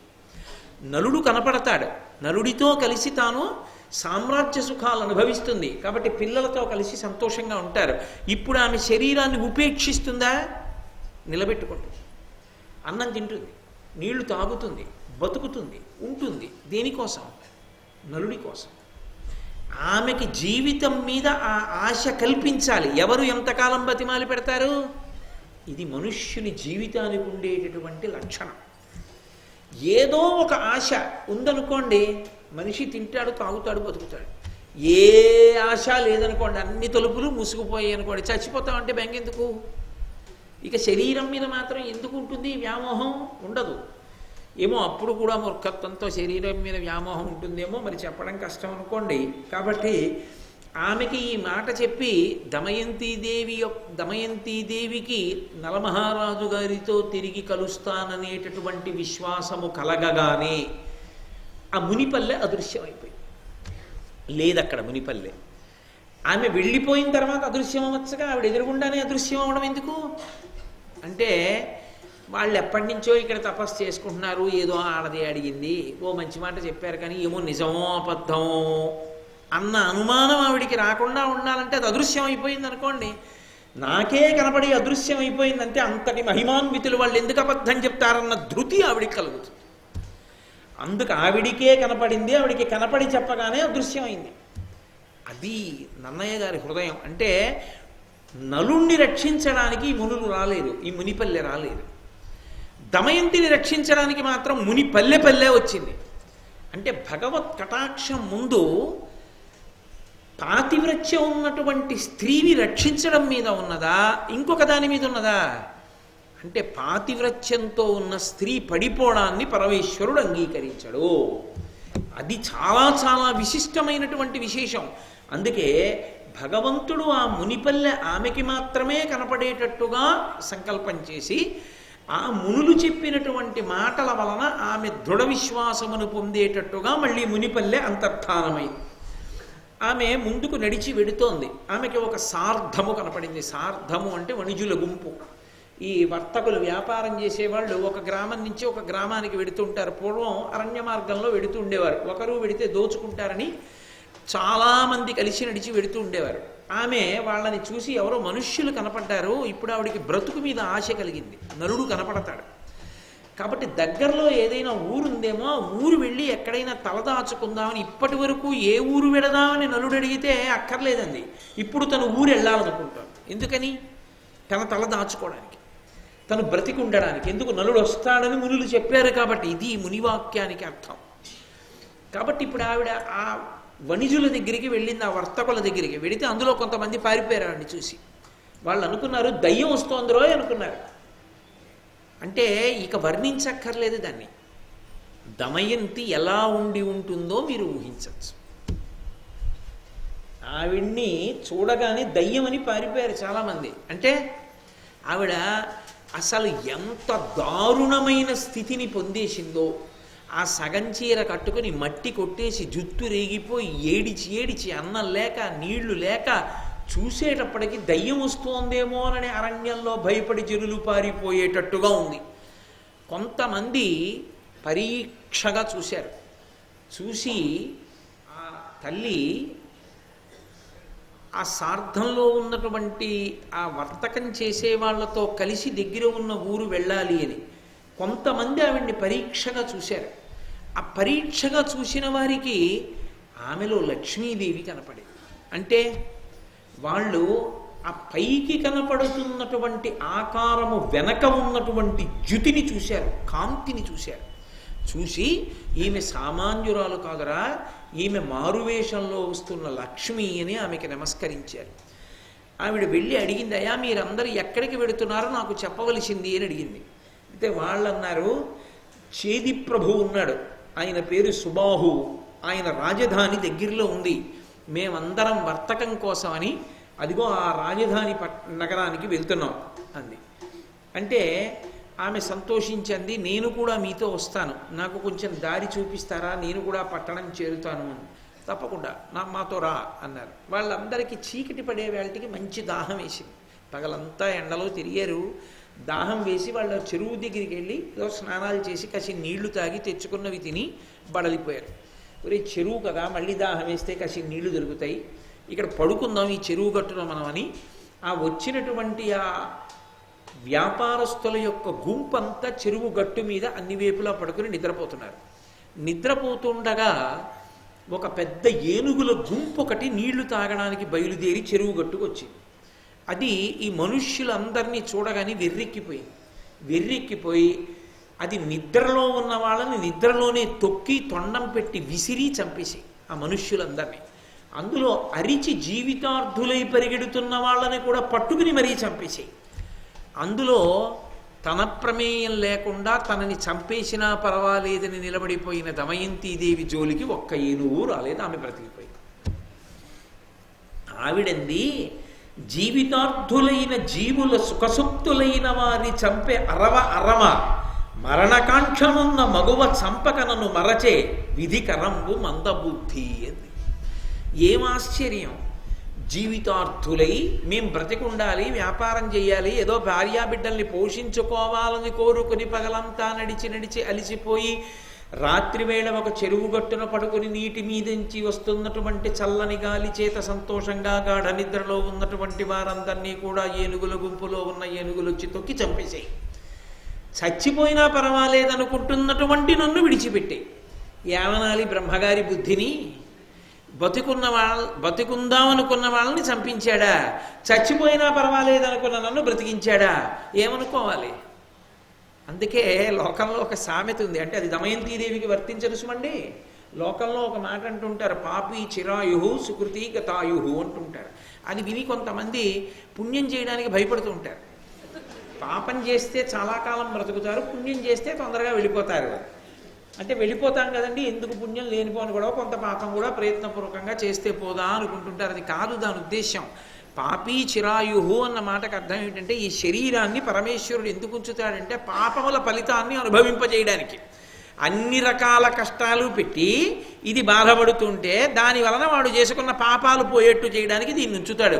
ఏ పాపాలు లేని వాడికి, అన్ని పుణ్యాలు చేసిన వాడికి ఈ శరీరంతో ఇక్కడ ఉండవలసిన అవసరమే ఉంది, దేవలోకానికి పోదు కానివని ఇందులోంచి విడిపిస్తాడు. అందుకని పాపాలు చెయ్యాలని కోరుకోకూడదు. పాపాలు చేస్తే దీంతో ఉంటే చాలా కష్టం అనుభవిస్తాడని దాని అర్థం. పాపీ చిరాయు సుకృతి గతాయు అన్నమాట. అంతేగాని పాపం చేస్తే ఎక్కువ కాలం బతుకుతారు, పుణ్యం చేస్తే తక్కువ కాలం బతుకుతారు అని వాచ్యార్థం చేసి సిద్ధాంతీకరించకూడదు దాన్ని. కాబట్టి దమయంతీదేవి ఇలా ఆశ్చర్యపోయి ఆ కొద్దిమంది మిగిలినటువంటి బ్రాహ్మణులు కొంతమంది బతికారు అందులో. ఆ బ్రాహ్మణులతో కలిసి ఆమె చేదిదేశ రాజధాని నగరాన్ని చేరుకుని రాజమార్గంలో నడిచి వెళుతోంది. రాజమాత అంతఃపుర గవాక్షంలోంచి చూసింది. ఆ పక్కన ఉన్నటువంటి దాసిని పిలిచి అంది, ఆ నడిచి వెడుతున్నటువంటి స్త్రీని చూశావా? అపారమైన తేజోమూర్తి, పైకి అలా ఉంది కానీ వెనక చాలా కాంతి ఉంది ఆమెలో. ఆమె సాధారణ స్త్రీ కాదు. ఆమె ఎందుకు అలా వెడుతోంది? ఆమెని చూస్తే నాకు అనురక్తి కలుగుతోంది, నాకు ఆమెని చూస్తే ఏదో బాంధవ్యం లాగుతోంది, ఎందుకో ఆవిడ్ని పిలవాలనిపిస్తోంది, ఎందుకో ప్రేమతో పలకరించాలనిపిస్తోంది, ఇలా తీసుకురా. మన వాళ్ళు అంటుంటారే రక్త సంబంధం అండి లాగుతుంది అంటారు, చూశారు ఎంత గుప్తంగా దాచారో నన్నయ్య గారు. ఇక్కడెక్కడ ఈ మాటకి తాత్పర్యం ఏమిటో చెప్పలేదు. ఈ మాటకి తాత్పర్యం ఏమిటో తర్వాత చెప్తారు. కానీ ఇది మర్చిపోకూడదు, ఈ మాటలు మాత్రం గుర్తుపెట్టుకోవాలి. రాజమాత అన్న మాటలు అంటే ఆ దాసి వెళ్ళి గబగబా ఆవిడ్ని తీసుకొచ్చింది. ఎవరమ్మా నువ్వు, ఎందుకు ఇలా ఉన్నావు అని అడిగింది. అడిగితే ఈ దమయంతీదేవి ఏంది, అమ్మా నేను నా భర్త కలిసి అరణ్య మార్గంలో బయలుదేరాం. నా భర్త ప్రభువు, రాజ్యాలు నిలినవాడు. కానీ మేమిద్దరం కష్టసుఖాలలో ఒకరికొకరం తోడై ఉండాలనుకుని కష్టకాలమునందు అరణ్యంలో వెడుతూ ఇద్దరం కలిసి పడుకున్నాం. నా భర్త నన్ను విడిచిపెట్టి వెళ్ళిపోయాడు ఒక రాత్రి వేళ అని చెప్పలేదు దమయంతిది. ఆ మాట ఆవిడ అన్నదు. ఆయన ఎందుకు వెళ్ళారో ఆవిడ ఎంతసేపు ఆలోచించినా ఆవిడ ఉద్దేశం ఏంటంటే నేను ఆయనకి ఎందుకు బరువు అయ్యానో తప్ప ఆయన నన్ను విడిచిపెట్టి వెళ్ళిపోయేటటువంటి హృదయం ఉన్నవాడు కాదు. అది ఆమె పాతివ్రత్యం, ఆవిడ గొప్పతనం. అసలు ఆ ఆలోచన ధోరణికి ఉన్నటువంటి స్వచ్ఛత, ఆ పవిత్రత అది రాదు. అది చాలా చాలా కష్టం. అసలు దోషం అంటే అవతల వారి మీద పెట్టడం, సాధితం అంటే మన మీద పెట్టుకోవడం అన్నది నాబోటిగాడికి అలవాటు. కానీ కొంతమంది ఎంత స్వచ్ఛంగా ఉంటాయో హృదయాలు. నాకు ఆ మాట అంటుంటే ఒకటి గుర్తొస్తుంటుంది. నేను కాలేజీలో చదువుకునే రోజుల్లో మా ఇంటి పక్కన వాళ్ళకు ఒక పాప ఉండేది. ఆ పాప మా ఇంటికి వచ్చి ఆడుకుంటుండేది. అది పాలు తాగుతోంది. పాలు తాగుతుంటే ఆ గ్లాసుకి చేయి తగిలి పడిపోయింది. పడిపోతే ఆ గ్లాసు విరిగిపోయింది, పాలు ఒలిగిపోయి. వాళ్ళ అమ్మ విని చప్పుడు వచ్చింది కాబా. వాళ్ళ అమ్మ కొడుతుందేమో అని నేనన్నాను, గ్లాసు పడిపోయి పాలు ఒలికిపోయాయండి అన్నాను. అంటే ఆ పిల్లంది గ్లాసు పడిపోలేదు, నా చెయ్యి తగిలి పడిపోయింది. నాకు మతిపోయింది. నేను అబద్ధం చెప్పాను. అప్పుడే ఇప్పటికీ చెప్తున్నాను, గ్లాసు పడిపోయిందే అంటాను. గ్లాస్ ఎందుకు పడిపోతుంది? గ్లాస్ ఏం పడిపోదు, నేనే పడేస్తాను. ఏదో మాట్లాడుతూ ఏదో చూస్తూ అస్తమానం చేతులు ఊపడం అలవాటు అయిపోయి ఏదో ఇలా అండంలా చేయి తగిలి పడిపోతాయి. పడిపోతే నేనే నా చెయ్యి సక్రమంగా గ్లాస్ అక్కడ ఉందని చూడక అర్థరహితంగా ఊపితే తగిలి పడిపోయింది అంటానేంటి. గ్లాసు పడిపోయింది, ఇంకొంచెం మంచినీళ్ళు పెట్టంటాను. గ్లాస్ ఏం పడిపోలేదు. అబద్ధమాడి బ్రతకడం అలవాటైపోయి ఆ మాట వచ్చింది అంతేనా. పసిపిల్లకి అది రాక ఉన్న మాట ఉన్నట్టు చెప్పింది. దమయంతీదేవి జీవితంలో ఆమె రక్తంలో జీర్ణమైపోయింది ఆ పాతివ్రత్యం. ఆమె సప్తధాతువులు పాతివ్రత్యం. కాబట్టి ఆమె భర్తని చిన్నతనం చేసి మాట్లాడదు, చులకన చేసి ఆమె మాట్లాడదు. ఆమె అంత గౌరవంగా మాట్లాడుతుంది. అందుకే ఆమె అంది, విధి పరిపాకం చేత మేము ఒక చోట నిద్రపోతుండగా మోసగింపబడ్డానమ్మా అంది. ఎవరి చేత మోసగింపబడింది? విధి చేత మోసగింపబడింది, అంతే. ఆమె ఇంకేం చెప్పలేదు. నొసటి వ్రాత అంతే కదా మరి జరిగిందిగా. అందుకని విధి పరిపాకం చేత మోసగింపబడి ఒంటరి దానినయ్యానమ్మా, నేను సైరంధ్రి వృత్తి చేస్తానంది ద్రౌపదీదేవిలాగే, విరాట పర్వంలో ద్రౌపదీదేవి అన్నట్లు అని ఆమె కొన్ని నియమాలు పెట్టింది. నేను సైరంధ్రిగా ఉంటాను, కానీ ఒకరి ఎంగిలి నేను తినను, ఒకరి కాళ్ళు నేను పట్టను, బ్రాహ్మణులతో తప్ప అన్యులతో మాట్లాడను. అంటే బ్రాహ్మణుడు అంటే సమాజం ఎంత నమ్మే వ్యక్తో చూడండి, అంత నమ్ముతుంది సమాజం, అంత నమ్ముతుంది. కాబట్టి ఆ నమ్మకానికి తగినంత గౌరవంతో బ్రాహ్మణుడు జీవించాలి అన్నది తాత్పర్యం. కాబట్టి నేను ఒక్క బ్రాహ్మణులతోనే మాట్లాడతాను. ఈ నియమాలు మీరు అంగీకరించగలిగితే నేను మీ దగ్గర సైరంధ్రిగా ఉంటాను. ఆవిడంది, అయ్యో తల్లి ఎంత మంచి మాటలు అన్నావు, తప్పకుండా సైరంధ్రిగా ఉండు. ఎందుచేత అంటే శౌచము నష్టమవుతుంది. ప్రాయశ్చిత్తం చేసుకోవలసినటువంటి వాటిల్లో ఒకటేమిటంటే, నిన్న వండిన పదార్థాన్ని ఇవాళ తింటే ప్రాయశ్చిత్తం చేసుకోమని శాస్త్రంలో. అలా తినకూడదు అని. అలా తినడానికి యోగ్యమైన పదార్థం ఏది అంటే ఒక్క బెల్లమే. బెల్లం ఒక్కదానికే నిలవదోషం లేదు. అందుకే పరమేశ్వర నివేదనకి వండేటటువంటి ఏ పదార్థంలోనూ పంచదార కలపరు, బెల్లంతో వండుతారు. పైగా లోకంలో పాత పడిపోయినటువంటి వస్తువులు వాడడానికి ఎక్కువ ఉపయుక్తం కావు. అందులో బాగా నిలవైపోయింది అంత రుచిని పొందదు, జీర్ణశక్తిని దెబ్బతీస్తుంది. కానీ ప్రపంచంలో బాగా నిలవ ఉంటే పథ్యానికి పనికొస్తాయి కొన్ని. అది కూడా ఎటువంటి వాళ్ళ పథ్యానికి? లోపల ఉన్నటువంటి వ్యవస్థ అంతా పచ్చితనాన్ని పొందుతుంది. పచ్చితనాన్ని అంటే అందులో ఏదో పెనుమార్పు సంభవించింది. ఒక గర్భిణీ స్త్రీకి పురుడు వచ్చిందనుకోండి, ఆమె కడుపు పచ్చి బాలింతరాలు అంటారు. పచ్చి బాలింతరాలు అంటే ఆమె కడుపులో ఉన్న వ్యవస్థ అంతా కూడా ఇప్పుడు మళ్ళీ ఒక కొత్తతనాన్ని పొందింది, పిల్లలు బయటకు వచ్చేసారు కాబట్టి. ఇప్పుడు ఆమె కడుపులోకి వెళ్ళే పదార్థం పొరపాటున కూడా ఆమెకు అపకారం చేసేది కాకూడదు. అందుకే పూర్వం ప్రత్యేకించి పేదరాలికి పురుడొచ్చింది అంటే అందరూ గబగబా పథ్యం చేసే పదార్థాలు పంపించేవారు. పథ్యం వండి పెట్టడం మహాపుణ్యంతో కూడుకున్నటువంటి విశేషం. ఎందుచేతనో తెలుసా? 3 ప్రాణులు నిలబడతాయి. అది సామాన్యమైన పుణ్యం కాదు, ఎన్ని జన్మలకి సరిపోయే పుణ్యమో అది. 3 ప్రాణులు నిలబడతాయి. అంటే నేను 3 ప్రాణులు అని వచ్చేసింది నాకు, కవల పిల్లల్ని దృష్టిలో పెట్టుకుని అనేసాను అనుకోండి. 2 ప్రాణులు అనుకోండి. ఎందుచేత అంటే తల్లి, మరి ఆ పథ్యం తిని కదా తల్లి బతుకుతుంది. ఆమెకు అనారోగ్యం రాకూడదు. ఆమెకు అనారోగ్యం వస్తే పాలాగిపోతాయి, పాలాగిపోతే పిల్లలేరి ఎలా బతుకుతారు వాళ్ళు? ఆ తల్లికి అనారోగ్యం రాకూడదు. ఆ తల్లి ఆరోగ్యంగా ఉండాలి, ఆమె యందు పాలు సృజింపబడాలి. ఆ పాలు తాగి పిల్లలు బతుకుతారు. ఆమె ఆరోగ్యవంతమైన పదార్థం తింటేనే పిల్లలు ఆరోగ్యంగా ఉంటారు, లేకపోతే వాళ్ళకే పరిశుద్ధత వస్తుంది. అందుకే 2 లేక 3 ప్రాణులు బ్రతకడానికి ఏర్పాటు ఏది అంటే పురటాలికి పథ్యం పెట్టడమే. అందుకే పెద్దరికానికి పరాకాష్ఠ ఏమిటంటే, పూర్వం చెప్పుకునేవారు ఘనంగా, నేను ఇంతమందికి పథ్యం వండి పెట్టానండి, అంతమందికి పథ్యం పెట్టిందా అనేవారు. అంటే వాళ్ళ చెయ్యి ఎంత మంచిదో మీరు ఆలోచించాలి. ఆ చేతి అన్నం పురటాలకి పాలు పట్టేట్టు చేసింది. అంటే ఆ హృదయాలు ఎంత మంచివో, వాళ్ళు ఎంత గౌరవానికి అర్హులో, వాళ్ళు ఎంతటి పూజనీయులో అర్థమవుతుంది. అంత మంచి హృదయం ఉన్నవాళ్ళు అని. అందుకే కొన్ని పదార్థములు నిలవున్న కొద్దీ పథ్యానికి పనికొస్తాయి. ఎవరికి పథ్యానికి? పురటాలి పథ్యానికి కూడా పనికొస్తాయి. అందులో ఒకటి బెల్లం. అందుకే కదా పాత బెల్లం పంపిస్తుంటారు. ఆ ఇంట్లో పురటాలు ఉంది అంటే పాత బెల్లం పంపిస్తారు. ఎందుకంటే పాత బెల్లంతో వండి కాయమని తయారు చేసి ఇస్తారు, తింటుంటారు పురటాలు. సరే, అది వేరే విషయం అనుకోండి.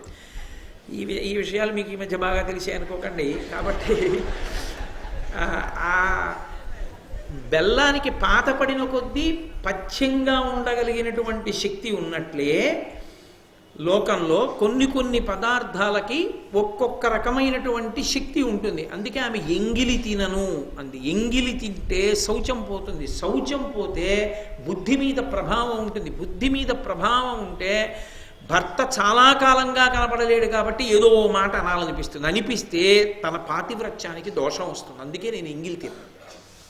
నేను ఎంగిలి తినను. నేను కేవలంగా నా కొరకు అని ఇయ్యబడిన పదార్థం ఒక్కటే తింటాను, ఇంకొకరు తినగా మిగిలిన పదార్థాన్ని నేను తినను. అందుకని సైరంధ్రిని కనుక నన్ను దాసిగా చూడవద్దు అది అని 4 ఆ తర్వాత ఆవిడ అక్కడ అంతఃపురంలో చేరింది. ఏదో పాపం ఆవిడ బాధ ఆవిడది. చిత్రం ఏమిటంటే సీతా మహాలక్ష్మి సుందరకాండలో ఎలా అయితే ఒక్క చీరతో ఉండిపోయిందో అలాగే దమయంతీదేవి నలమహారాజు గారు కనపడే వరకు ఆయన చింపుకుని ముక్క పట్టుకుపోయిన చీరతోనే ఉండిపోయింది. అంతఃపురానికి వచ్చాను కదా అని కడుపు నిండా అన్నం తినలేదు, మంచం మీద పడుకోలేదు. తన భర్త ఏ కష్టంలో ఉన్నాడో తన భర్త పొందని సుఖం తాను పొందకూడదని ఆమె భూశయనం చేసింది. ఆమె తలస్నానం చెయ్యలేదు కాబట్టి ఆమె తలంతాను అట్టలు కట్టేసింది, ఒళ్ళంతా బూది కమ్మేసింది. కమ్మేసి ఆ చీర ముక్కతోనే ఆవిడ అలాగే ఉంది. ఆవిడ అక్కడ నలుడు అరణ్య మార్గంలో అలా ప్రయాణం చేస్తున్నాడు. ఆయన అలా వెడుతూనే ఉన్నాడు అడవిలో. ఎందుకని? ఆయనకి బయటపడడం ఇష్టం లేదు అసలు.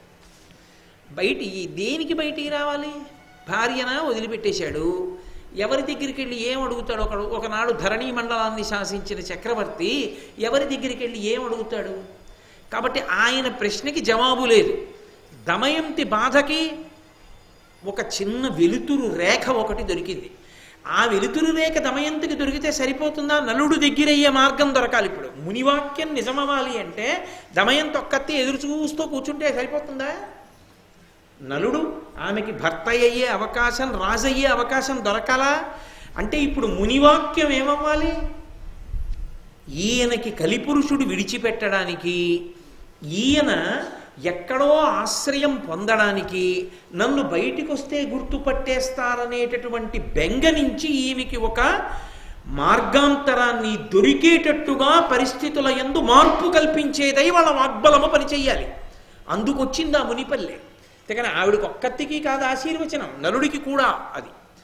కాబట్టి ఇప్పుడు అకస్మాత్తుగా ఏమైంది? దావానలం చుట్టుముట్టి పెద్ద మంట అరణ్యాన్నంతటినీ చుట్టేసింది.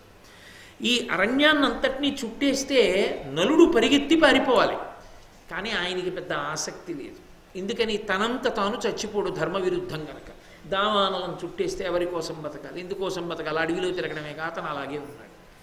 కానీ అది నలుని యొక్క గొప్పతనం. 4 దిశలను దావజ్వాలావలిక విసే మ్రంది చానోప మహీపాలక నన్నొక్క సరసీ కూలము చేరంగ నెత్తుకుని పొమ్ము దయన్. ఓ మహీపాల, మహారాజా నన్ను రక్షించు రక్షించు అని కేకలు వినపడ్డాయి. ఆ కేకలు ఎక్కడి నుంచి వినపడుతున్నాయో అక్కడికి ఆ మంటలోకి ఒక్క దూకాడు. చూస్తే పాము ఒకటి చుట్టలు చుట్టుకుని ఆ మంటల మధ్యలో కాలిపోవడానికి సిద్ధపడుతూ ఎటూ తప్పుకోలేక పడగలు విప్పి అటు ఇటు కొట్టుకుంటోంది. నలమహారాజును చూడగానే పాము అంది, వచ్చావా? గబగబా నన్ను ఎత్తుకో. ఇంత పెద్ద పావుని ఎలా ఎత్తుకుంటాననుకుంటున్నావా? నీవు చేత్తో ఇలా 2 చేతులతో పట్టుకోవడానికి వీలైనంత చిన్న పావునైపోతాను. నాగకుమారుణ్ణి, నన్ను ఇక్కడి నుంచి క్షోభపడిపోయాను ఈ సెగకి, నన్ను వెంటనే తీసుకెళ్ళి ఏదైనా సరోవరం చెంతన దింపంది. ఆయన వెంటనే ఆ పావుని 2 చేతులతో పట్టుకుని మంటల మించి దూకి ఓ సరోవరం దగ్గరికి వెళ్ళి కింద పెట్టబోతున్నాడు. ఆ పావంది, నన్ను కింద పెట్టకు. ఒక్క 10 అడుగులు లెక్క పెట్టి 10వ అడుగు దాటగానే కింద పెట్టాడు. ఆయన 10 అడుగులు లెక్క పెట్టుకుంటూ ముందుకెళ్ళి 10వ అడుగు వేసి ఆ పావుని కింద పెడుతున్నాడు. అదొక్కసారి పెద్దదై ఆయన్ని కాటు వెయ్యగానే అకస్మాత్తుగా నల్లగా మారిపోయి చేతులు పొట్టిగా అయిపోయి వికృతమైనటువంటి ఆకారాన్ని పొంది గూని వచ్చిన వాడిలా వంగిపోయాడు. వంగిపోతే ఆ పావుంది ఆయన కర్కోటకుడు. ఆయన అన్నాడు, నేను నీకు కావాలనే ఇటువంటి రూపాన్ని కల్పించాను, నేను నీకు అపకారం చేశానని అనుకోకు. నువ్వు నీ రూపంతో ఉన్నంతకాలం నువ్వెవరిని ఆశ్రయించలేవు, గుర్తుపడతారని. ఈ రూపంతో నిన్ను ఎవ్వరూ గుర్తుపట్టరు. నీ రూపం మారిందేమో, నీ మేధా సంపత్తి అలాగే ఉంటుంది. మేధా సంపత్తికి దోషం రాదు, కానీ నీ రూపం మారిపోయింది. ఇప్పుడు నువ్వు ఏ రాజు దగ్గరికైనా వెళ్ళచ్చు, నీకు అభ్యంతరం రాదు. సరికదా? పిశాచములు రాక్షసులు నిన్ను ఆవహించలేరు, బాధ పెట్టలేరు. నీకు శత్రుభీతి ఉండదు. నా విషం నీ శరీరంలో ఉన్నంత కాలం నిన్ను శత్రువులు బాధ పెట్టరు. యుద్ధం జరిగితే నీకే విజయం సంప్రాప్తమవుతుంది. నా విషం నీ శరీరంలోకి ఎక్కిన కారణంగానే నువ్వు భార్యా సమాగమాన్ని పొందుతావు, పూర్వరాజ్యాన్ని పొందుతావు. నీకు మళ్ళీ ఎప్పుడు నీ యథారూపం కావాలనుకుంటున్నావో అప్పుడు నన్ను స్మరిస్తే ఒక దివ్యమైన వస్త్రం ఒకటి వస్తుంది. ఆ వస్త్రాన్ని నీ మీద కప్పుకో, నువ్వు మళ్ళీ నలుడివైపోతావు. కాబట్టి నేను నీకు ఏదో అపకారం చేశానన్న భావన మనసులో పెట్టుకోకు. నువ్వు ఇప్పుడు ఎక్కడికి వెళ్ళాలో, ఎక్కడికి వెడితే నీ కథ సుఖాంతమవుతుందో కూడా నేను నీకు మార్గం చెప్తాను. ఎందుకు దావానలం పుట్టాలి, ఎందుకు కర్కోటకుడు ఇలా చెయ్యాలి, ఎందుకు కర్కోటకుడు మార్గం చెప్పాలి? మహాత్ముల మాట, మునిపల్లెలోని మునుల ఆశీర్వచనం మళ్ళీ ఇద్దరు కలవడానికి మార్గాన్ని సుగమం చేస్తోంది.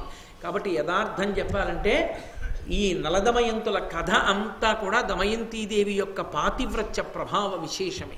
నలుడి ధర్మం లేదని నేను ప్రతిపాదన చేయను, కానీ కలిపురుషుడు పాడు చేస్తున్నాడు లోపల నుంచి. ఆ కర్కోటకుడు అన్నాడు, ఇల ప్రసిద్ధుడు ఋతుపర్ణుడెనుడు మహీషుడు ఇక్ష్వాకుకులజుండు నీకు సేవ్యుండవు, అతని కొలిచి అందుండు నెలకొని అతనికి అశ్వహృదయమనిడి విద్య ఇచ్చి వెలయ అతని చేత అక్షహృదయమన్ విద్య చేకొను. ఇక్కడికి దగ్గరలో ఇక్ష్వాకు వంశంలో ప్రభవించినటువంటి ఋతుపర్ణుడు అనబడేటటువంటి రాజు రాజ్యం చేస్తున్నాడు. నువ్వు ఆయన దగ్గరికి వెళ్ళు, ఆయనని సేవించు. ఆయన దగ్గర నుండి అక్షహృదయము అనబడేటటువంటి విద్యని నువ్వు పుచ్చుకో. అది తాంత్రిక విద్య. తాంత్రిక విద్య అంటే నా ఉద్దేశం అది ఏదో ఉగ్ర పూజలకు సంబంధించిన విద్య కాదది. అది వైదికమై పరమేశ్వరానుగ్రహాన్ని ప్రోధి చేసేటటువంటి విద్య. ఋగ్వేదంలో అక్షసూక్తము అని ఈ పాచికల మీద ఒక సూక్తం కూడా ఉంది. కాబట్టి అది వైదిక మార్గంలో ఆ దేవతానుగ్రహాన్ని పొందేటటువంటి ప్రక్రియ. శకునిలా ఏదో పాశాధిష్టాత్రి అనుగ్రహాన్ని పొంది ఆ పాచికలని వశం చేసుకున్న విద్య కాదది. అందుకే అక్ష విద్య ఎవరి చేతిలో ఉంటుందో వాళ్ళ దగ్గర శకుని వంటి వారి పాచికలు పారవు. కాబట్టి అందుకు చెప్తున్నాడు మహానుభావుడు అశ్వఘోషుడు. ఈ కథంతా చెప్పుకొస్తున్నాడు బృహదాశ్వుడు. కాబట్టి ఆయన అన్నాడు, నువ్వు ఆ ఋతుపర్ణుడి దగ్గరికి వెళ్ళి సేవించు. అక్కడికి వెళ్ళి సేవించి ఆయన దగ్గర అక్షహృదయం అన్న విద్య పుచ్చుకో. నీ దగ్గర ఒక విద్య ఉంది. ఏమిటది? నీ దగ్గర ఉన్నది అశ్వహృదయం. అంటే గుర్రాల్ని ఎలా లొంగ తీసుకోవాలో నీకు తెలుసు. ఈ విద్య ఆయన దగ్గర ఉన్న విద్య నువ్వు పుచ్చుకో. శుభం భూయా, నీకు శుభం జరుగుతుంది, వెళ్ళు అని ఆ కర్కోటకుడు అదృశ్యమైపోయాడు.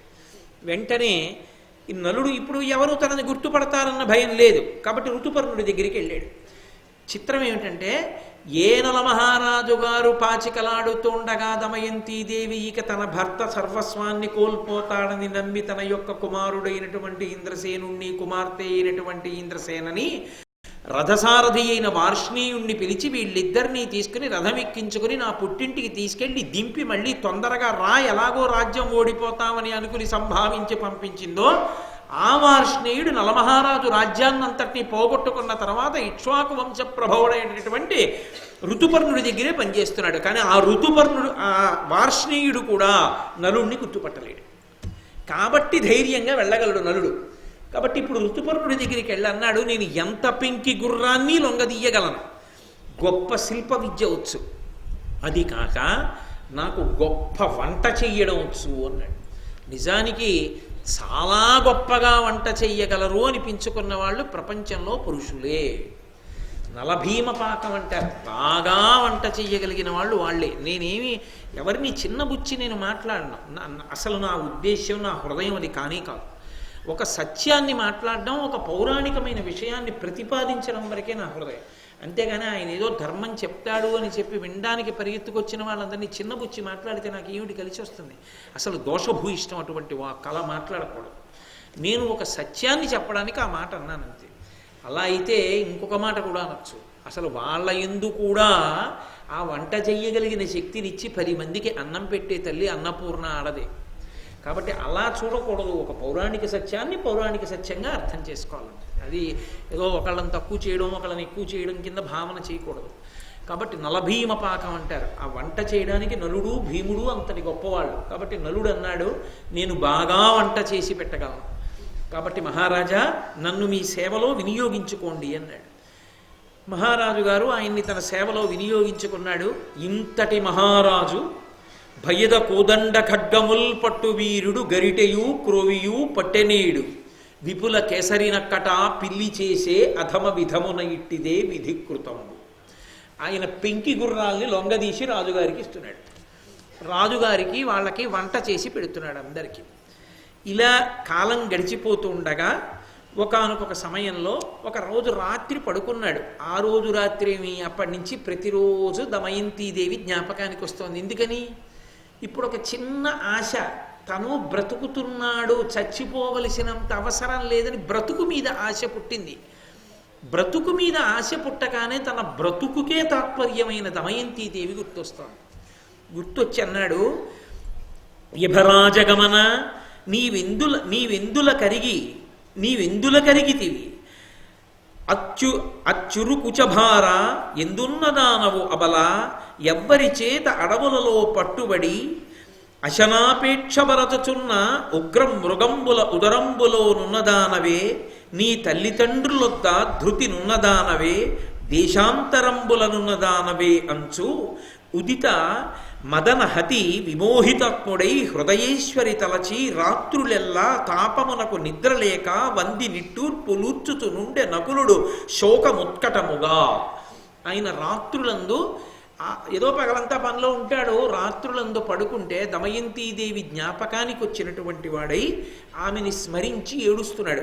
యభరాజగమన, ఓ ఏనుగు వంటి నడక కలిగినటువంటి దానా, ఎక్కడున్నావు, ఎలా ఉన్నావు, ఏ క్రూర మృగాలకు ఆహారం అయిపోయి వాటి కడుపులో చేరిపోయావా, మీ తండ్రి గారి ఇల్లు చేరుకున్నావా, ఎక్కడున్నదానవో కదా అంటే ఆయనకి ప్రీతి లేనివాడు కాడు, కలిపురుషుడు ఆయన చేత ఆ పని చేయించాడు. ఎక్కడున్నావో అని ఏడుస్తూ ఆమెని తలుచుకుంటూ రాత్రి పడుకుని ఎవ్వరూ లేరు కదా అని ఈ పద్యం పైకి చదివాడు. ఈ పద్యం పైకి చదివితే అక్కడే జీవనుడు అనబడేటటువంటి ఇతనితో పాటే పనిచేసేటటువంటి రాజుగారి ఇంకొక సేవకుడు ఉన్నాడు. వాడు చాలా ఆశ్చర్యపోయాడు.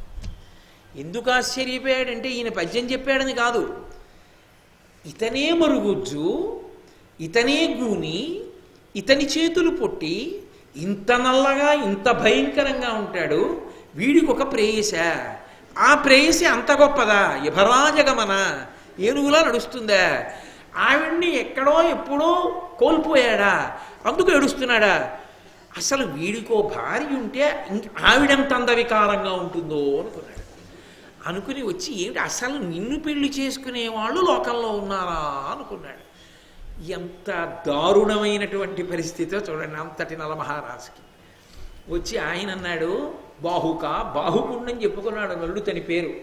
బాహుక, నువ్వే ఇలా ఉంటావు కదా, నిన్ను ఏకాంత వరించిందయా, ఏకాంత గురించి నువ్వు ఇలా మాట్లాడావో నాకు చెప్పవలసింది అన్నాడు. అంటే నలమహారాజు గారు ఇప్పుడు దమయంతి వృత్తాంతం చెప్పడం ఎందుకని మళ్ళీ బయటపడిపోతాడు కదా, అందుకని సమయస్ఫూర్తితో, అంత తెలివి లేనివాడ బయటికి ఆకారం మారింది కానీ లోపలి మేధా సంపత్తి మారలేదుగా కర్కోటక వరం చేత.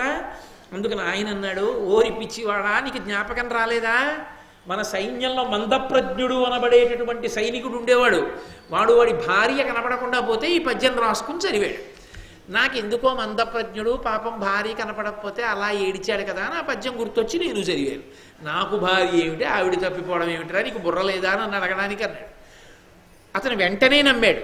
కారణం ఏంటంటే నిజమేలే ఇలాంటి వాడికి భార్య ఎక్కడ ఉంటుంది అనుకున్నాడు. అంటే మీరు ఇప్పుడు ఒక్క విషయాన్ని గుర్తుపట్టాలి, నలుడికి ఆశ్రయం దొరికిందేమో కానీ ఈయన నలుడిని గుర్తుపట్టడం ఎవరికైనా సాధ్యమా? అసలు నలుడి చేత జవాబు చెప్పించడం సాధ్యమా? ఎవరికీ సాధ్యం కాదు అతను బయటపడడం. కాబట్టి ఈమె దమయంతి భర్తయే, ఈమెయే నలుడు అని పట్టుకోవడానికి ఎక్కడా అవకాశం లేదు, తనంత తాను ఎక్కడో బయటపడితే తప్ప. కాబట్టి కథ మళ్ళీ అలాగే బీసుకుపోయింది. దమయంతీదేవి అక్కడుంది, నలుడు ఇక్కడున్నాడు, ఎలా ఇద్దరు కలిసేది, ఎలా మునివాక్యం నిజమయ్యేది? సరే, ఇలా కొంతకాలం నడుస్తోంది. ఇలా నడుస్తూ ఉండగా అక్కడ విదర్భ దేశానికి చెందినటువంటి రాజు భీముడు దమయంతీదేవి తండ్రికి తెలిసింది, జూదంలో నా కూతురు అల్లుడు అన్నీ కోల్పోయి అరణ్యవాసానికి వెళ్ళిపోయారట, ఇక మళ్ళీ నా కూతురు అల్లుడు జాడలేదు, మీరు ఎలా అయినా వెళ్ళి నా కూతురు అల్లుడు ఎక్కడుంటారో కనిపెట్టి రండి అని కొంతమంది బ్రాహ్మణుల్ని పిలిచి వాళ్ళకి సంభావన ఇచ్చి వాళ్ళందరినీ కూడా అన్ని రాజ్యములను చూసి రమ్మని పంపించాడు. వాళ్ళు ఈ భూమండలంలో ఉన్నటువంటి రాజ్యములను, నగరములను, గ్రామములను శోధిస్తూ అన్ని చోట్లకి వెడుతున్నారు. వెళ్ళి వాళ్ళు వెతుకుతున్నారు. ఎందుకు వెతకగలరు? వాళ్ళు బ్రాహ్మణులు కాబట్టి అక్కడికి వెళ్ళో పూజ చేస్తారు, హోమం చేస్తారో, యజ్ఞం చేస్తారో, అందరూ వస్తారో, నమస్కారం చేస్తారో, కాయో పండో చేతిలో పెడతారు. వాళ్ళు వెళ్ళి వెతకక్కర్లేదు. వాళ్ళ దర్శనానికి, ఆశీర్వచనానికి అందరూ వస్తారు కాబట్టి నలదమయంతులు ఎక్కడైనా ఉన్నారు. అందులో కష్టాల్లో ఉన్నవాడు ముందు వస్తాడు కదా ఆశీర్వచనానికి. డాక్టర్ గారి దగ్గరికి, మంత్రోపాసనలు ఉన్న వాళ్ళ దగ్గరికి ఎవరు ఎడతారంటే కష్టాల్లో ఉన్న వాళ్ళే పెడతారు తప్ప అన్నీ బాగున్నవాడు ఎందుకు ఎడతాడు? కాబట్టి వాళ్ళు తప్పకుండా వస్తారు నలదమయంతులు, బ్రాహ్మణ భక్తి కలిగిన వాళ్ళు కాబట్టని బ్రాహ్మణుల యొక్క సమూహాల్ని పంపించాడు. వాళ్ళు అంతటా వెతుకుతూ వెడుతున్నారు. అలా వెడుతుండగా ఈ ఎక్కడైతే దమయంతీదేవి ఉన్నదో ఆ దమయంతీదేవి ఉన్నటువంటి రాజ్యానికి సుదేవుడు అనబడేటటువంటి ఒక బ్రాహ్మణుడు వచ్చాడు. విదర్భ రాజ్యం నుంచి బయలుదేరిన బ్రాహ్మణ సమూహాల్లో ఆయన అంతఃపురంలోకి వచ్చి చూస్తున్నాడు అందరినీ. ఆ రోజుల్లో వారి యందు భక్తి అలా ఉండేది, వారు ఏమి మోసం చెయ్యరు అని. అందుకని ఆయన అంతఃపుర ప్రవేశం చేసి ఏదో ఆయనకి సంబంధించిన కార్యకలాపమునందు అందరినీ గమనిస్తూ దమయంతీదేవిని చూశాడు. చూసి వెంటనే గుర్తుపట్టాడు. ఆ ప్రజ్ఞ లేని వాళ్ళని ఎందుకు పంపుతాడు రాజు? గుర్తుపట్టి అనపహార్యంబు తేజోమయంబు సర్వగుణములకు అలంకారంబు గురుతరంబు భామలకు పతిభక్తియ పరమమైన భూషణంబు ఇట్టి వేపెర భూషణములు. ఆయన అన్నాడు దమయంతీదేవి వంక చూసి, అనపహార్యంబు, అమ్మా ఈ పాతివ్రత్యం అనేటటువంటి లక్షణం ఉందే, దీన్ని దొంగిలించడం ఎవరి వల్ల సాధ్యం కాదు. అది ఎవరు దొంగిలించలేరు. తేజోమయంబు, సమస్త తేజస్సుకి కారణం అది. సర్వగుణములకు అలంకారంబు, మిగిలిన గుణాలకన్నిటికీ అలంకారం పతిభక్తి. తల్లి, నీ పతిభక్తి ఏమిటో నాకు తెలుసు. నువ్వు దమయంతీదేవివి, నిన్ను గుర్తుపట్టాను నేను. నువ్వు అమ్మా ఇక్కడున్నావా? నీ తండ్రి భీమరాజు గారు, నీ తల్లి, నీ బిడ్డలు మీ ఇద్దరి కోసం బెంగ పెట్టుకున్నారమ్మా, నువ్వు బయలుదేరి రావలసింది అని దమయంతీదేవితో మాట్లాడుతున్నాడు. రాజమాత వింది. అరెరే, నా దగ్గర సైరంధ్రిగా చేరినప్పుడు అన్యులతో మాట్లాడనంది, బ్రాహ్మణులతో మాట్లాడతానంది. ఏ కష్టం వచ్చిందో ఇతను మాట్లాడుతున్నాడో ఆమె మాట్లాడటం లేదని పరుగున వచ్చింది రాజమాత. వచ్చి ఎవరు ఈమె, ఏం పలకరిస్తున్నావు, ఏం మాట్లాడుతున్నావు అని అడిగింది. అంటే ఆయన అన్నాడు, అమ్మా ఈమె దమయంతీదేవి, ఈమె నలమహారాజు గారి యొక్క భార్య, భీముని యొక్క కూతురు, విదర్భదేశ బ్రాహ్మణుణ్ణి, ఈమె కోసమే వచ్చానమ్మా అన్నాడు. అంటే ఎలా గుర్తుపట్టావని అడిగింది ఆవిడ. నేను గుర్తుపట్టడానికి కారణం ఈమె రెండు కనుబొమల మధ్యలో బ్రహ్మదేవుడి చేత పెట్టబడినటువంటి ఒక అత్యద్భుతమైన తేజోవంతమైన పుట్టుమచ్చ ఉంది, దాని మీద బొట్టు పెట్టుకుంది. కాబట్టి అది బాగా ఎరుక కలిగిన వాళ్ళు, చిన్నతనం నుంచి ఆమెని చూసిన వాళ్ళకి తప్ప తెలియదు. చిన్నపిల్లగా ఉన్నప్పటి నుంచి చూసిన వాడిని కాబట్టి నాకు తెలుసు. పరమ తేజోవంతమైన సహజమైనటువంటి బొట్టు ఉంది ఆవిడికి. కాబట్టి నేను దమయంతి అని గుర్తించాను అన్నారు. సరే ముఖం కడుక్కుని రా ఒకసారి అంది రాజమాత. ఆ ముఖ ప్రక్షాళనం చేస్తే సహజంగా తనంత తాను తేజోవంతమైనటువంటి బొట్టు కనుబొమల మధ్య ప్రకాశించింది.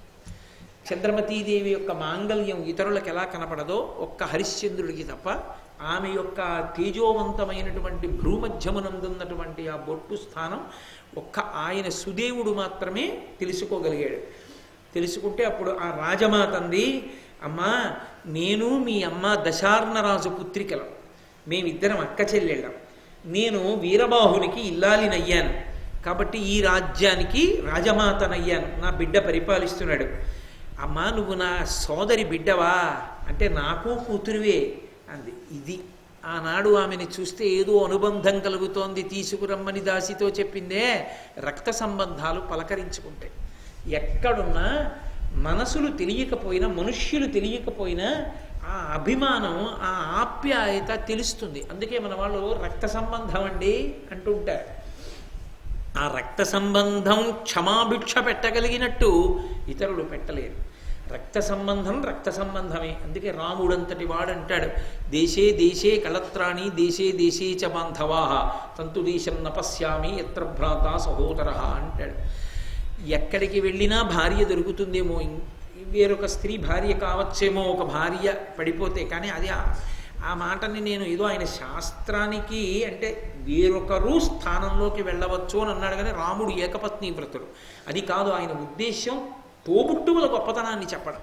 కాబట్టి భార్య దొరుకుతుందేమో, భార్య వైపు బంధువులు కూడా దొరుకుతారు, స్నేహితులు దొరుకుతారు ఎక్కడికి వెళ్ళినా. కానీ ఇక దొరకని వాళ్ళు అంటూ ఉంటే తోడ పుట్టిన వాళ్ళు ఒక్కళ్ళే.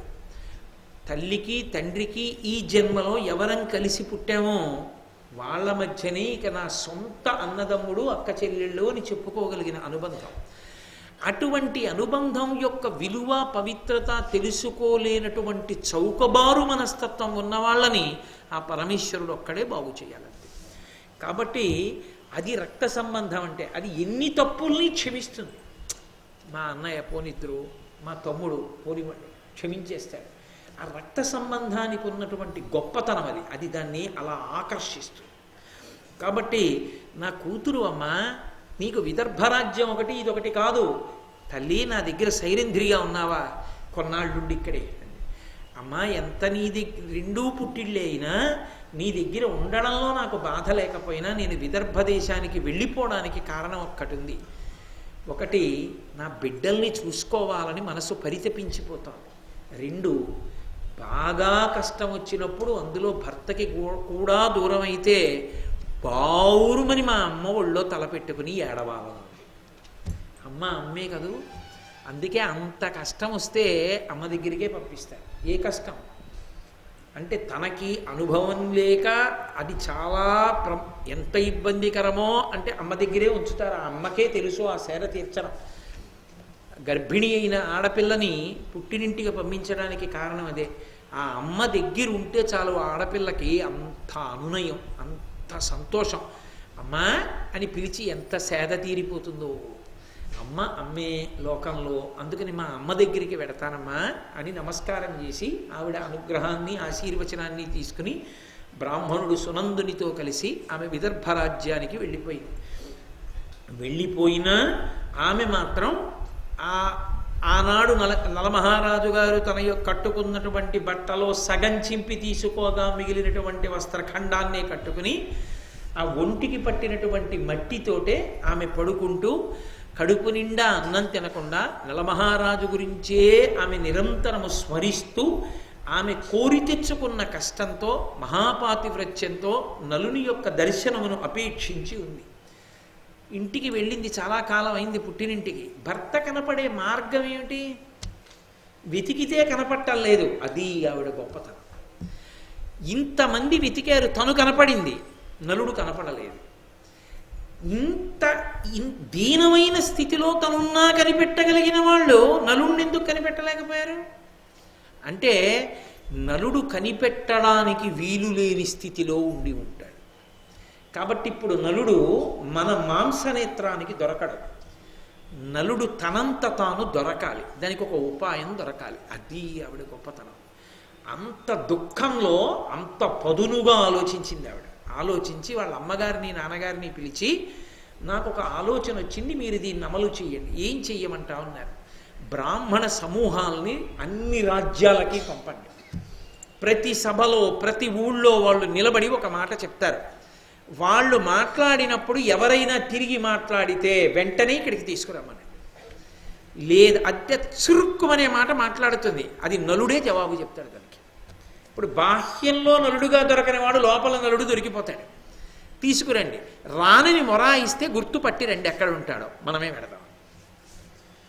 సరేనన్నారు. బ్రాహ్మణుల సమూహాలను పిలిచారు, ఆవిడ చెప్పినటువంటి విశేషం చెప్పించారు, పంపించారు. వాళ్ళు అన్ని రాజ్యాలకి వెళ్ళారు, అన్ని చోట్ల, అన్ని సభల్లో, అన్ని ఊళ్ళల్లో, అన్ని వీధుల్లో నిలబడుతున్నారు. ఈ పద్యం చెప్తున్నారు.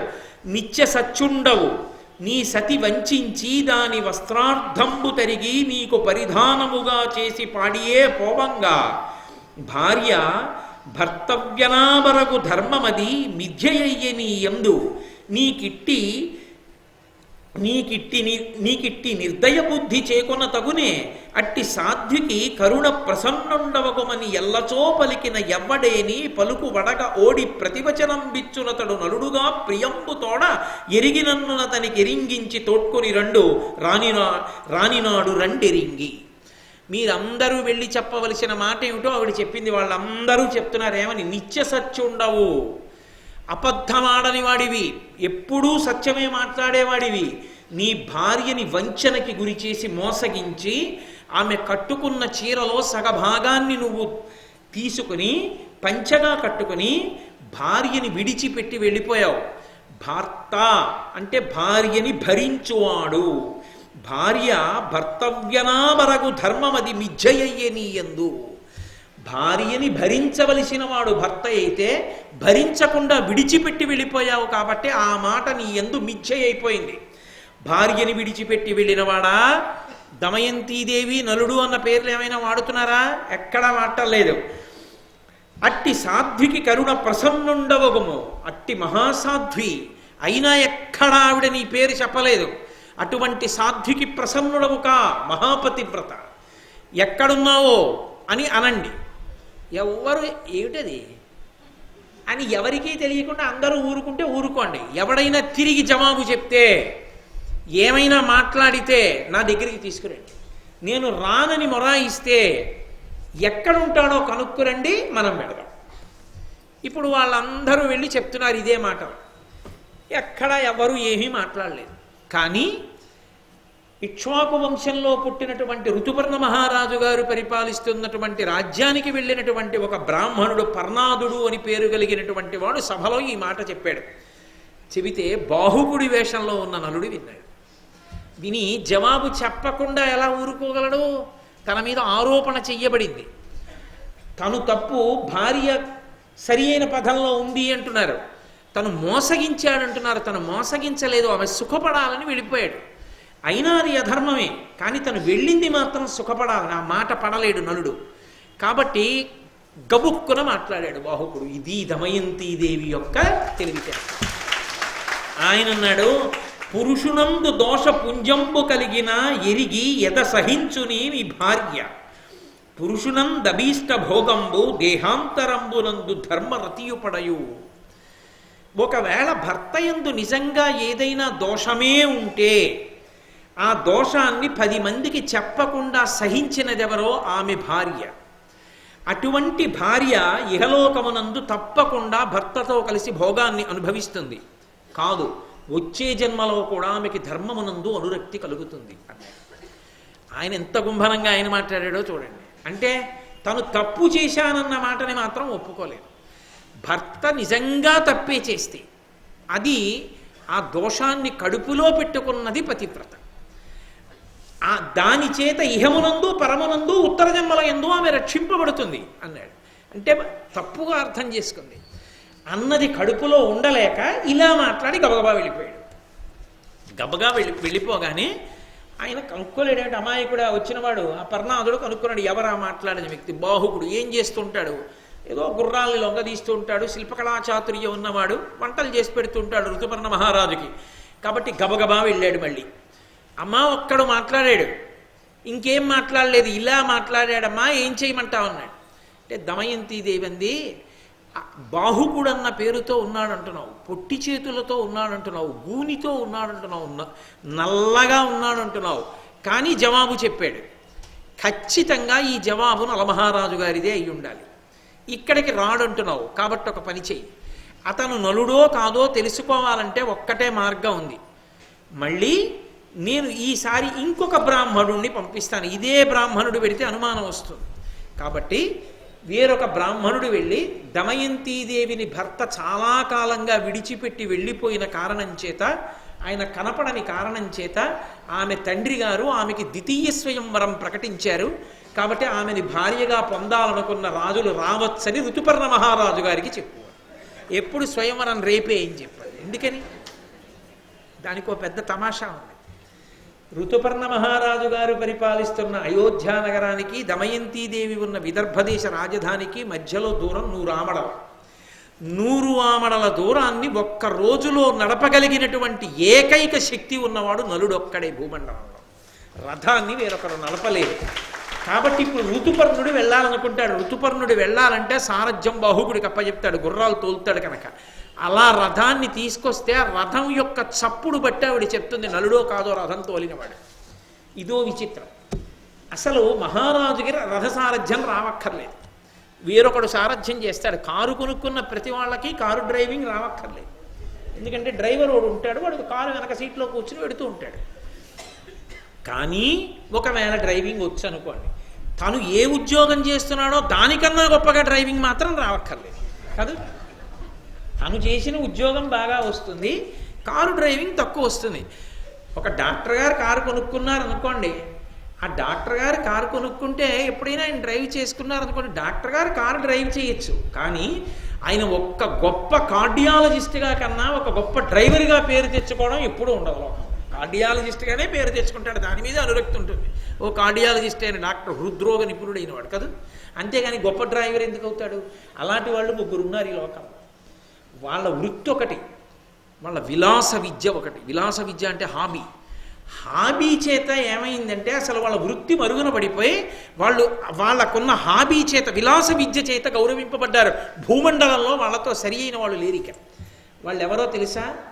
1 నలుడు రథాన్ని నడపడంలో, 2 శ్రీకృష్ణుడు రథసారథ్యం చేయడంలో, 3 శల్యుడు రథసారథ్యం చేయడంలో.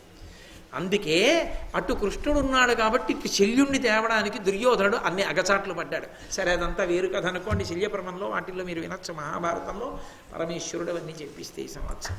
కాబట్టి ఆ నలమహారాజు గారే తేగలడు రథాన్ని. దాన్ని బట్టి నేను అర్థం చేసుకోగలను, బాహుకుడిగా ఉన్నవాడు నలుడే అని పట్టుకోగలను. కాబట్టి దమయంతి ద్వితీయ స్వయంవరం అని ఋతుపర్ణుడికి చెప్పండి. ఋతుపర్ణుడు బాహుకుడిని రథసారథ్యం చేయమంటాడు, కథ తెలిసిపోతుందండి ఆవిడ. అనగానే ఈయన వెళ్ళి చెప్పాడు బ్రాహ్మణుడు.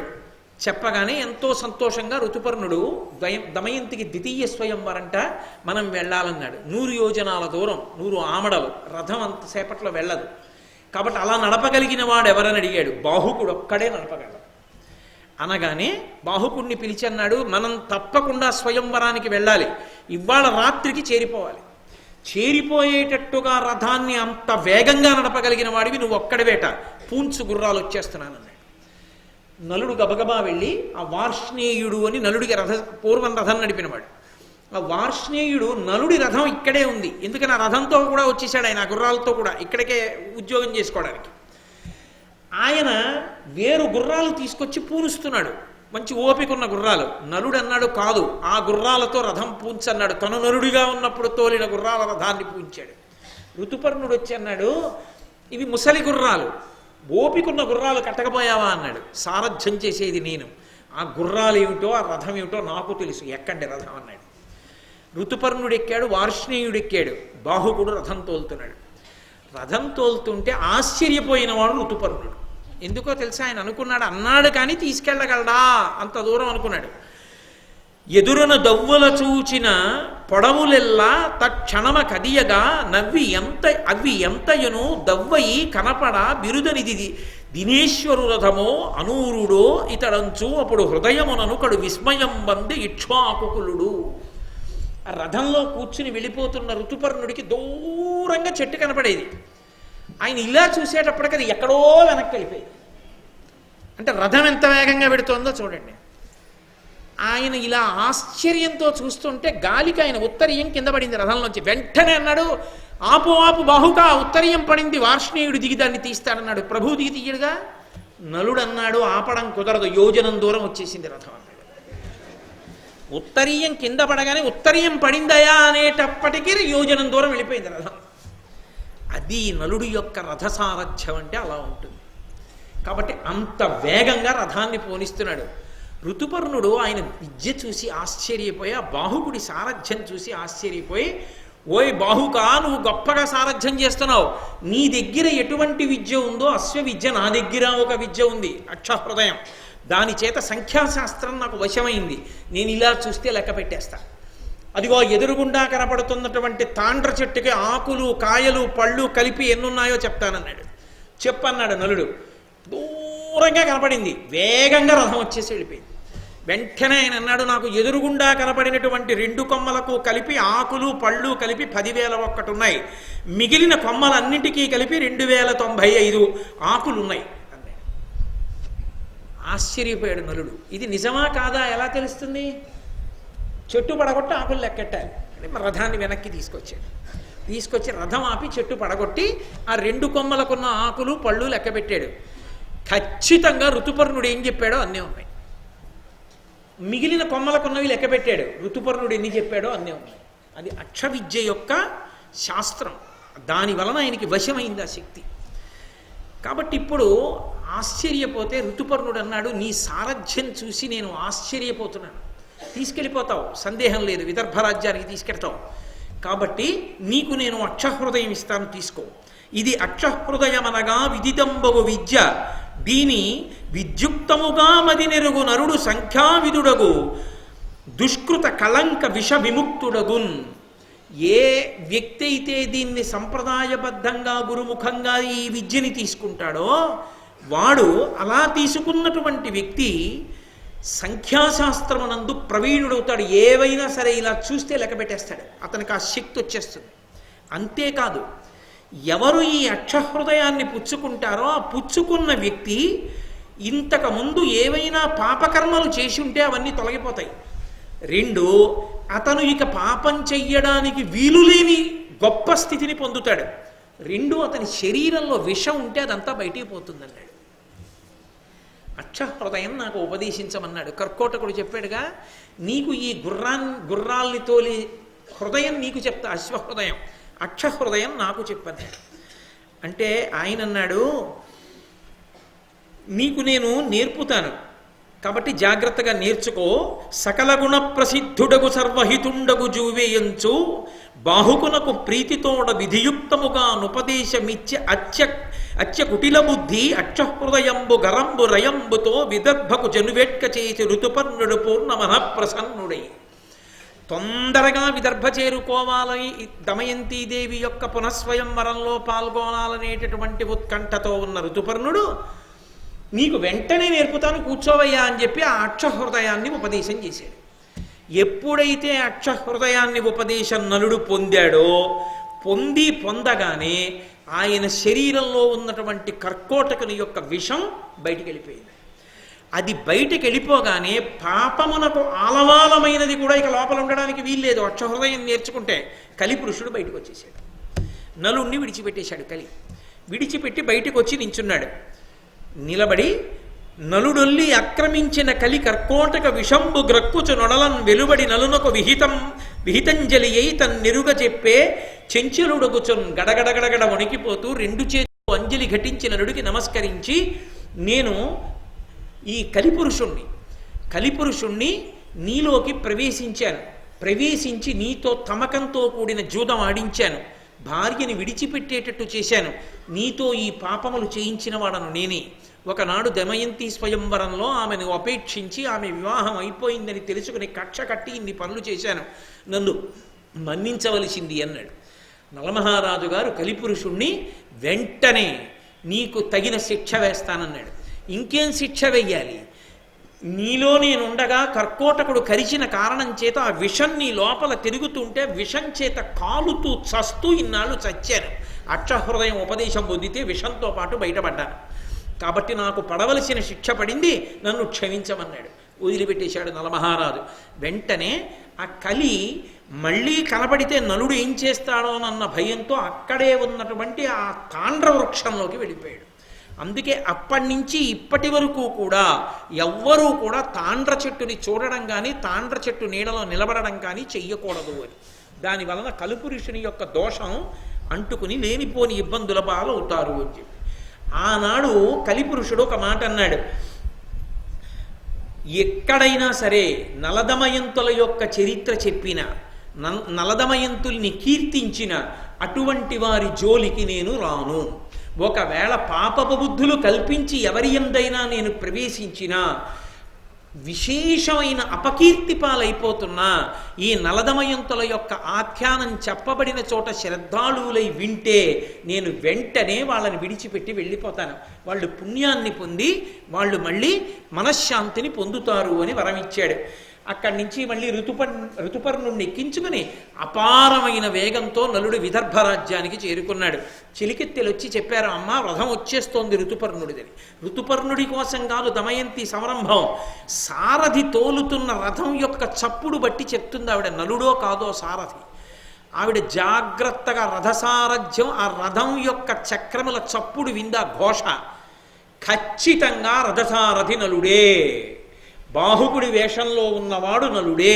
ఆమె నిర్ధారించింది. మూడో పరీక్ష నిర్ణయించి వచ్చేశారు. ఋతుపర్ణ మహారాజు గారు భీముణ్ణి కలుసుకున్నాడు. ఎక్కడా స్వయంవరం ఏర్పాట్లు లేవు. ఇదేమిటి ఎవరూ లేరు, నేను ఒక్కడనే వచ్చాను, అంతటి మహాపతివ్రత అయిన దమయంతీదేవికి రెండో స్వయంవరం ఏమిటి, నేను రావడం ఏమిటి అని సిగ్గుపడి ప్రశాంతంగా ఉండిపోయాడు ఏకాంతంగా.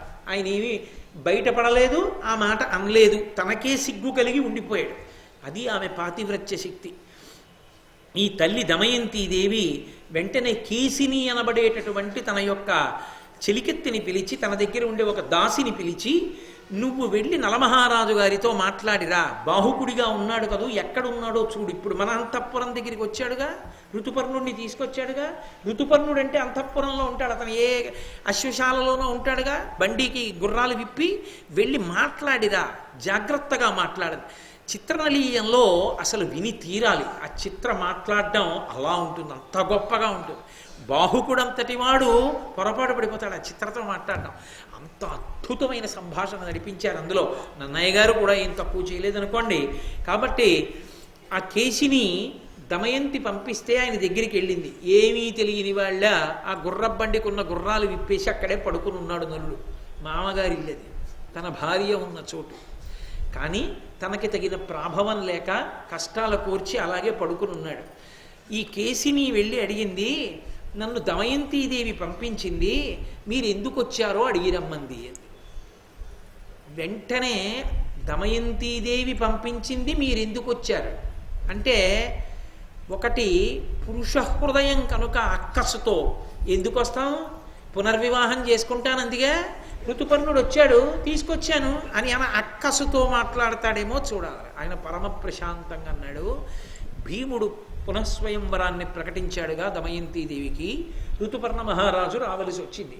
100 ఆమడల దూరం రావడం కష్టం కదా, నన్ను సారథ్యం చేయమంటే చేశాను, అందుకు వచ్చాం ఈ ఊరు, అంతకన్నా ఎందుకు వస్తాం అన్నాడు.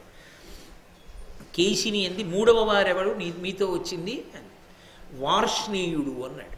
అంటే ఆవిడంది, వార్ష్ణేయుడు నకులుడి దగ్గర పనిచేశాడంటారు కదా, వార్ష్ణేయుడికి నకులుడి జాడ తెలియదా అని. అంటే మరి ఇద్దరు కలిసే వచ్చారుగా, నీ గురించి వార్ష్ణేయుడికి తెలియదా అంటే మాట్లాడడంలో ఎక్కడైనా పొరపాటు పడతాడేమో పట్టుకోవచ్చు అని. ఆయన అన్నాడు, నేను అనలేదు, పొరపాటున ఆనాడు నేను జూదమాడుతుండగా దమయంతి పంపించిందిగా పిల్లల్ని అంటాడేమో అని.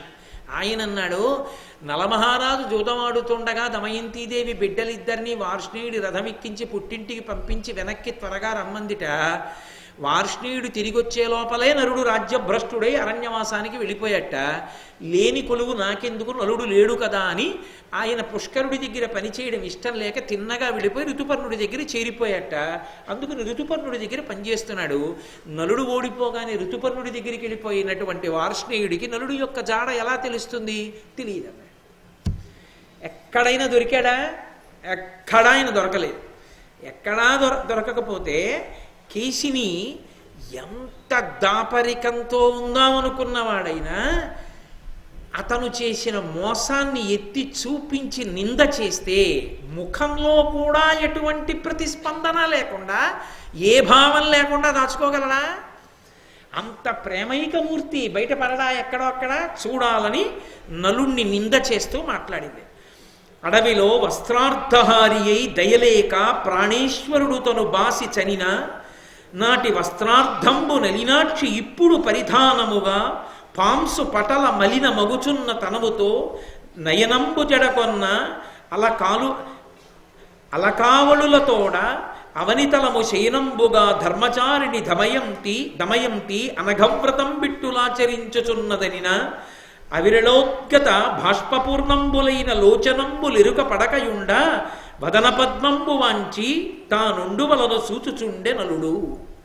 ఆ వచ్చినటువంటి కేశిని ఎంది అడవిలో వస్త్రార్థహారి అయి దయలేక ప్రాణేశ్వరుడు తను బాసి చనిన ప్రాణేశ్వరుడైనటువంటి నలుడు దయలేకుండా సగం వస్త్రంతో ఉన్నదాన్ని విడిచిపెట్టి వెళ్ళిపోతే ఆ వస్త్రార్థంతో ఉండిపోయినటువంటి నలినాక్షి ఇప్పుడు పుట్టింటికి వచ్చాను కదా అని విప్పి పట్టుబట్ట కట్టుకోలేదు.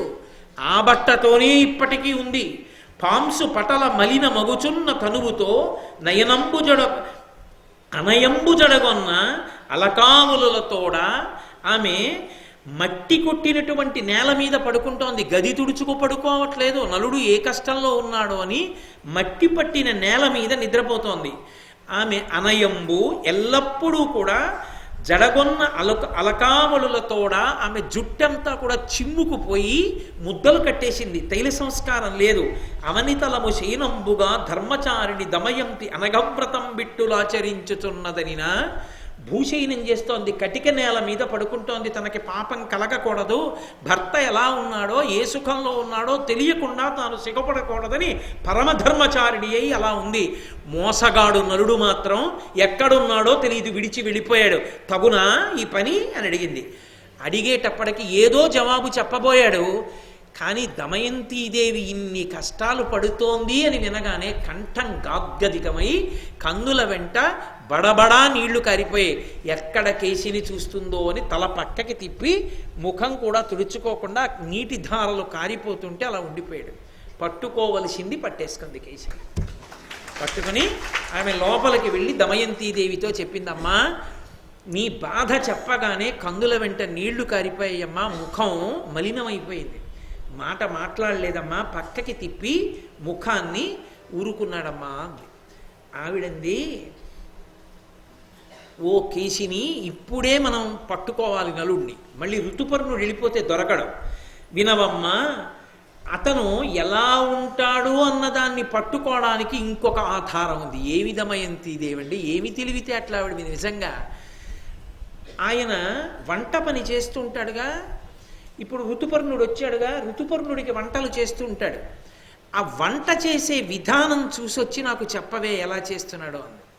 కేశిని జాగ్రత్తగా రహస్యంగా నలుడు వంట చేసే విధానాన్ని చూసి తెల్లబోయిన ముఖంతో దమయంతీదేవి దగ్గరికి వచ్చింది.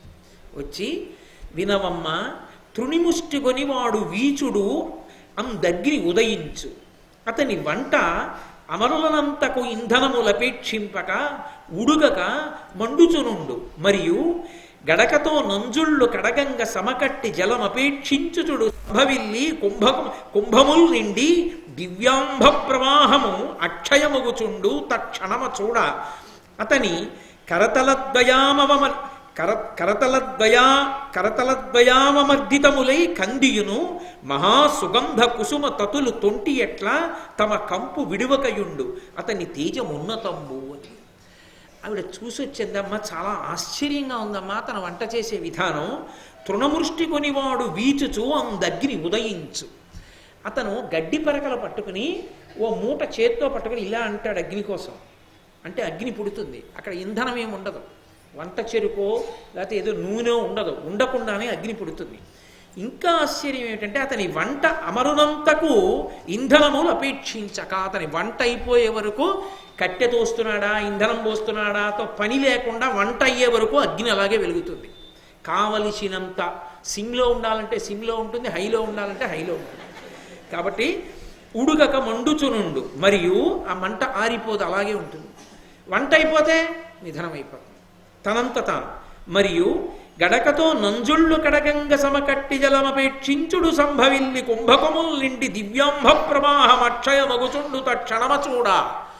అతను మాంసం తీసుకొచ్చి కడుగుదామని చెప్పేసి ఆ మాంసాన్ని చేతిలో పట్టుకుని కడగడానికి ఇలా అంటాడు. అంతే, ఖాళీ కుండల నిండా నీళ్ళు వస్తాయి. వస్తే కడుగుతాడు. కడిగితే ఖాళీగా ఉన్న కుండలు మళ్ళీ నిండిపోతుంటాయి. ఎవరూ పొయ్యరు నీళ్లు, ఎక్కడి నుంచి వస్తాయో తెలియదు. నూతులోంచి తోడడం, కుండలు నిండుతాయి నీళ్లతో. ఇంకా ఆశ్చర్యం ఏమిటంటేనమ్మా, ఆయనతోటి అతని కరతలద్వయావమర్దితములై కందియును మహాసుగంధ కుసుమ తతులు తొంటి ఎట్ల తమ కంపు విడివకయుండు అతని తేజమున్నతంబు. అతను చేతులతో మంచి సువాసనతో ఉన్న పువ్వులు పట్టుకొని మల్లెపూలు పట్టుకుని అతను వాటిని బాగా నలిపేసి ముద్ద చేసి అక్కడ పడేస్తే పసరిక కంపురావు. మల్లెపూలని నలిపేసిన మల్లెపూల సువాసనే వస్తుంది. అతని చేతితో నలిపిన పూలు వాసన కోల్పో. చాలా ఆశ్చర్యంగా ఉందమ్మా అతని విధానం అంతాను అని దమయంతీదేవి నవ్వింది. ఆనాడు స్వయంవరంలో దేవతలందరి దగ్గర తాను వాళ్ళకు ఉండేటటువంటి 3 విశేషాలేవో తెలుసుకుని చెమట పట్టినవాడు నలుడు కాడు, కనురెప్పబడినవాడు నలుడు కాడు, కాళ్ళు భూమికి తగిలినవాడు నలుడు కాడని దేవతల్ని ప్రార్థన చేసి నలుణ్ణి స్వయంవరంలో వరించి పూలదండ మెడలో వేస్తే అనుగ్రహించినటువంటి దేవతలు వరమిచ్చారు. రోజున అగ్ని, ఇంద్రుడు, వాయువు, యముడు నీ యందు ధర్మం ఉంటుందని యముడన్నాడు. నువ్వు ఎక్కడుంటావో అక్కడ నువ్వు కోరినప్పుడు మేము ఉంటామని అగ్ని నీరు వరమిచ్చారు వరుణుడు. అందుకని అగ్ని వరుణుడు అతను కోరగానే పుడుతున్నాయి, తర్వాత ఆరిపోతున్నాయంటే నలుడే. అందుకని వంట చేసే విధానం చూసి రమ్మంది. ఎవ్వరూ లేరు కదా కుండతో నీళ్లు తేవడం ఎందుకని తన కోరుకున్నప్పుడు పుట్టిన వాటితో వంట చేశాడు. పసిగట్టేసింది దమయంతీదేవి. ఏమి నా తల్లి, నిజంగా ఏమి తెలివితే అట్లా ఆవిడ అంత శోకమగ్నయ్యి ఉండి కూడా అని ఆవిడంది. ఇప్పుడు నువ్వు ఒక పని చేయి, పిల్లలిద్దరినీ తీసుకుని వెళ్ళు, ఏం చేస్తాడో చూడు. పిల్లలిద్దరినీ నువ్వు ఏదో పని మీద తీసుకెళ్ళినట్లుగా తీసుకెళ్ళి అక్కడ వదిలేసి నువ్వు వేరు పని మీద వెళ్ళు, కానీ క్రీగంట చూస్తూ ఉండి ఏం చేస్తాడో అంటే. ఈ పిల్లలిద్దరినీ తీసుకెళ్ళి ఇంద్రసేనని అక్కడ వదిలి ఆవిడేదో పని ఉన్నట్టు అలా వెళ్ళింది. గబగబా బాహుకుడు వెళ్ళి ఆ పిల్లలిద్దరినీ 2 తొడల మీద కూర్చోపెట్టుకుని గట్టిగా కౌగిలించుకొని కన్నుల వెంట నీరు కారిపోతుండగా వాళ్ళ యొక్క మూర్ధన్య స్థానములందు ముద్దు పెట్టుకుని పొంగిపోతున్నాడు. చిత్రనళీయంలో చూడాలి, అబ్బో అద్భుతం. కాబట్టి ఇప్పుడు గబగబా తిరిగి వచ్చి ఆవిడంది, ఎవరి పిల్లలు అనుకుంటున్నావు? మహారాజు బిడ్డలు, దమయంతి బిడ్డలు. ఏమిటి నీ ఒళ్ళో కూర్చోబెట్టుకుని ముద్దులాడుతున్నావు అంది. పోనీలే అమ్మా, ఎవరి బిడ్డలైతేనే నా బిడ్డలు ఇలా ఉండేవారు, గుర్తొచ్చి ముద్దు పెట్టుకున్నాను, తీసుకుపో అన్నాడు. అని ఆయనకి చాలా చిరాకు వచ్చింది. ఈ కేసిని వచ్చినప్పుడల్లా నేను బయటపడిపోతున్నాను ఏదో అని ఆయన అన్నాడు. నీ విటపలుమరు వచ్చును బోవుచు ఉన్కిగని చిత్తముల నుండుగా కన్ భావింతురు ఇతర జనములు కావున రామలదింకా కార్యార్థినివై. నువ్వు అస్తమానం ఇలా వచ్చి ఏదో నాతో మాట్లాడి పెడుతుంటే చూసిన వాళ్ళు ఏమని అనుకుంటారు, ఇక నువ్వు నా దగ్గరికి రాకు అన్నాడు. ఎందుకని? వచ్చినప్పుడల్లా అతని మనసు గాయం అవుతోంది. ఇది వెళ్ళి చెప్పిందమ్మా, పిల్లలిద్దరిని నేను అటు వెళ్ళగానే తొడల మీద కూర్చోబెట్టుకుని ముద్దు పెట్టుకుని మురిసిపోయాడమ్మా అని. ఏ తండ్రి బయటపడిపోడు అక్కడ. కాబట్టి ఆవిడంది దమయంతీదేవి, సంధియమేళ సర్వగుణ సంపద చూడక బాహుకుండు భూవందితుడైన నైషధుడు అవశ్యము తానగు నా మనంబున ఆనందము పొందుచున్నది ఘనంబుగ వాటిట వచ్చువాడో ఏనందుల కెగుదాననో రయంబున నాపని నిశ్చయింపుమా. నా మనసుకి ఆనందం కలుగుతోంది, పరపురుషుళ్ళు అనిపించట్లా, కేవలం సారథిలా అనిపించట్లా, ఖచ్చితంగా నలుడే, బాహుకుడు కాడు. నేను ఆయన దగ్గరికి వెళ్ళడమా, ఆయనని నా దగ్గరికి పిలిపించడమా అని తల్లిని పిలిచి, అమ్మా ఏ నిర్ణయం చేద్దామంది. అమ్మా నువ్వు అంత పూనికతో చెప్తే అతన్నే పిలిపిద్దామన్నాడు తల్లి తండ్రి. బాహుకుడిని పిలిపించింది దమయంతీదేవి. పిలిపించి ఎదురుగుండా వచ్చి బాహుకుడు నిలబడ్డాడు. ఎంత బాహుకుడి వేషంలో నిలబడినా ఆ నలుడి లోపల ఉన్నవాడు నలుడే కదూ, ఆయన మనోభావముల చేత ముఖములో కలిగినటువంటి ఆ తత్తరపాటును గమనించినదై నా భర్త అని కనిపెట్టింది. కానీ భర్తతో మాట్లాడినట్లుగా కాకుండా ఆవిడంది, దమయంతి నలుని వికృతాంగము చూచియు అతని నన్యుగా మగవక ఎయ్యమునను లజ్జను నతి సంభ్రమమున వివశాత్మయగుచు పతికిట్లనియన్. ఆమె సంభ్రమంతో లజ్జతో తన భర్తే అని తెలుసుకున్నదై ఆయనతో మాట్లాడుతూ ఇలా అంది, జనులు ఎవ్వరూ లేనటువంటి అరణ్యంలో నేను నిద్రపోయి ఉండగా పరమ బలహీనురాలనై అప్పటికి 4 రోజుల నుంచి అన్నం లేని దానినై ఉంటే సహధర్మచారిణి అయినటువంటి నన్ను తన వెంట అడవికి తీసుకొచ్చి నువ్వు అనలేదు, మీరు అనలేదు, తన వెంట నన్ను అడవికి తీసుకొచ్చి సౌమ్యమైన ప్రవర్తన కలవాడిలా ప్రవర్తించి సౌమ్యమైన ప్రవర్తన కలిగిన నన్ను అగ్ని సాక్షిగా శాస్త్రీయమైన పద్ధతిలో ఎవరిని భార్యగా పత్నిగా స్వీకరించాడో అటువంటి నన్ను కఠినాత్ముడై విడిచి వెళ్ళిన వారు ఇతరులెవరైనా ఉంటారా? అంతే.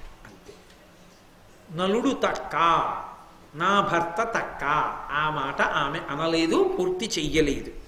అని సురవరుల తొరిగి తన్నున్ వరించితి నన్ను పుత్రవర్తి ఏలుకో చెచ్చెర విడిచే అతనికి నిష్కరుణనకు ఏమేమి ఎగ్గు కావించితినో. నేను దేవతలు నన్ను భార్యగా పొందాలనుకుంటే కాదని నలమహారాజు గారిని వరించి మరీ వివాహం చేసుకున్నాను. ఎప్పుడూ ఆయనని అనువర్తించి ఆయనతో కలిసి బ్రతకడానికే ప్రయత్నించాను. ఒక్క తప్పు నేను చెయ్యలేదు. కానీ ఏ తప్పు చేశానని నన్ను విడిచిపెట్టి వెళ్ళిపోయాడో అని, నిన్ను నేను విడిచిపెట్టను, ఎప్పుడూ నువ్వు భయపడక్కర్లేదని ఒకమారు కాదు పలుమార్లు నాతో చెప్పాడే. అలా చెప్పినవాడు ఆ మాట ఎందుకు మరిచిపోయి నన్ను విడిచిపెట్టి వెళ్ళిపోయాడో అని కన్నుల నీరు కారుతుండగా ఆమె వలవలా ఏడుస్తుంటే చూడలేకపోయాడు ఇంకా నలమహారాజు. చూడలేక అన్నాడు, అన్ని నిందలు వేస్తున్నావే, నేను ఎందుకు వెళ్ళిపోయానో తెలుసా? నేనే నలుడను. ఎందుకు వెళ్ళిపోయానో తెలుసా? కలిపురుషుడు నాలో ప్రవేశించాడు. ప్రవేశించి నా చేత ఆ పని చేయించాడు. నీ మీద ప్రేమ లేనివాడను కాను. దోషాలన్నీ నా మీదే ఉన్నట్లు మాట్లాడుతున్నావే, నిర్దయుడనై విడిచిపెట్టి వెళ్ళిపోయానంటున్నావే. భర్త ఉన్నదానివి, బిడ్డలను పొందిన దానివి, భర్త బ్రతికున్నాడు ఎక్కడో అని నమ్మిన దానివి, పునఃస్వయంవరానికి ఋతుపర్ణ మహారాజుని రమ్మని కబురెందుకు చేశావు? అసలు ఆ మాట రావచ్చా? ద్వితీయ స్వయంవర నిర్ణయం చెయ్యొచ్చా? మరి నీ ఎందు దోషం లేదా అని అడిగాడు. ఆవిడంది, అందుకో నిజంగా నా మనసులో త్రికరణ శుద్ధిగా ద్వితీయ స్వయంవరం నిర్వహించాలనేటటువంటి కోరిక లేదు, నా తల్లిదండ్రులకు లేదు. పర్ణాదుడు వచ్చి గుర్తించాడు నువ్వు జవాబు చెప్పినప్పుడు. నిన్నిక్కడికి రప్పించడానికి మార్గం లేదు. 100 యోజనముల దూరాన్ని ఒక్క రాత్రి రథం నడపగలిగిన వాడివి నువ్వే. ఇది గుర్తుపట్టాలంటే, ఋతుపర్ణుడిని రప్పించాలంటే ఎలా రప్పిస్తాం? ద్వితీయ స్వయంవరం అని కబురు చేస్తే అసలు అదేమిటో దమయంతి ఎందుకు చేస్తోందో తెలుసుకోవాలన్న కుతూహలంతో నువ్వే సారథ్యం చేస్తావని, తప్పకుండా అంత దూరం రథాన్ని నడిపితే అది మీరేనని నేను అటువంటి కబురు ఋతుపర్ణ మహారాజుకు పంపించాను. త్రికరణ శుద్ధిగా, నాకు అన్యమైన ఉద్దేశ్యమే ఎంతమాత్రమూ లేదు. నీ పాదాల సాక్షిగా చెప్తున్నాను, నిజంగా నా యందు ద్వితీయ స్వయంవర ఉద్దేశ్యమే ఉంటే సూర్య చంద్ర దిక్పాలాదులు నన్ను కాల్చి చంపరా అందావిడ. అనగానే అంతరిక్షంలోంచి వాయువు యొక్క వాక్కు వినబడింది. అమల చరిత్రనిట్లు దమయంతి పతివ్రత పల్కుదే నృపోత్తమ విను దీని యందు విదితంబగు శ్రీల విధిన్ సుధాంశుడున్ కమలహితుండు నేను అయి కాచితి మొక్కట 3 వర్షముల్ కొమరుగ దీని చే కొనుము కోమలి నీ కనురక్తనావుడున్. ఓయి మహారాజా, ఏమనుకుంటున్నావు? ఆమెను ద్వితీయ స్వయంవరానికి ఎందుకు ఒప్పుకున్నావని నిలదీసి ప్రశ్న వేస్తున్నావే. 3 సంవత్సరములు ఆమె నీకు దూరంగా ఉంటే 3 సంవత్సరముల నుండి ఆమెని రక్షిస్తున్న వాళ్ళం నేను, సూర్యుడు, చంద్రుడు ఆమెని కాపాడుతున్నాను నిరంతరం. ఆమె మహాపతివ్రత, ఆమె ఎందు దోషం లేదు, ఆమెని స్వీకరించు అన్నాడు. అనగానే అంతరిక్షంలోంచి పూలవాన కురిసింది, దేవదుందుబులు మోగాయి, వాయువు ప్రసన్నంగా వీచింది. నలమహారాజుకు అర్థమైంది, నన్ను పొందాలని ఆవిడ ప్రయత్నం చేసింది. నేను కలిపురుషుడు నాలో ప్రవేశించిన కారణం చేత నేనామెను విడిచిపెట్టాను తప్ప మా ఒండురుల మనస్సుల్లో అన్యమైన దోషం లేదు. ఆమె పరమపతివ్రత, నాయందు మనసున్న ఇల్లాలని వెంటనే కర్కోటకుడిని స్మరించాడు.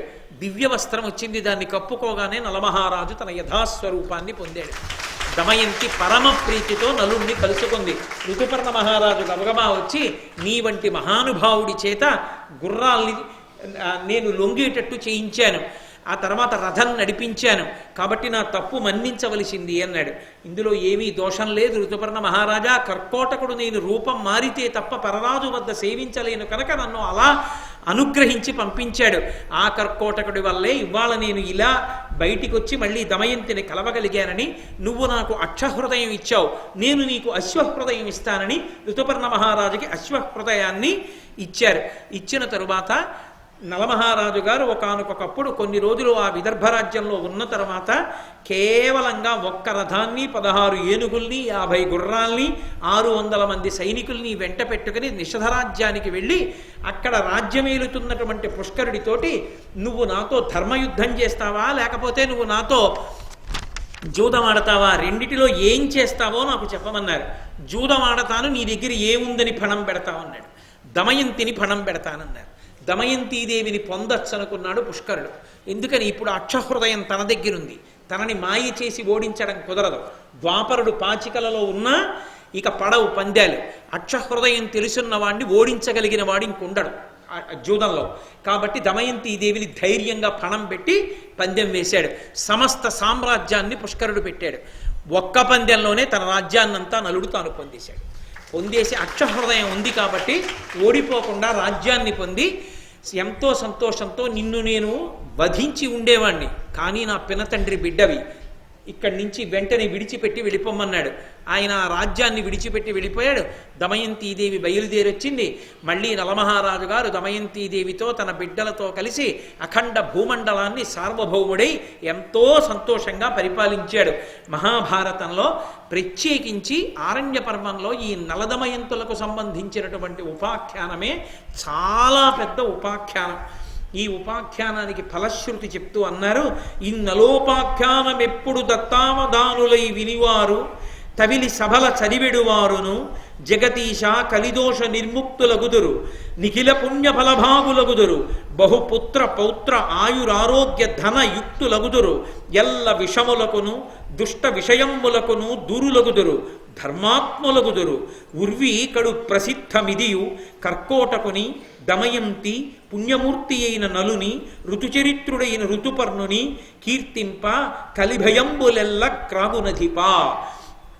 ఈ నలదమయంతుల యొక్క చరిత్రని ఎక్కడైనా ప్రవచనం చేసినటువంటి వారు ప్రవచనం చేస్తుంటే దాన్ని సభలో వినయ విధేయతలతో భక్తి విశ్వాసాలతో విన్న వాళ్ళకి తవిలి సభల చదివెడువారును, ప్రవచనం చేయకపోయినా కనీసం ఇది చదివితే చాలు, అలా సభలో చదివిన వాళ్ళకి కలిదోషం విడిచిపెట్టేస్తుంది.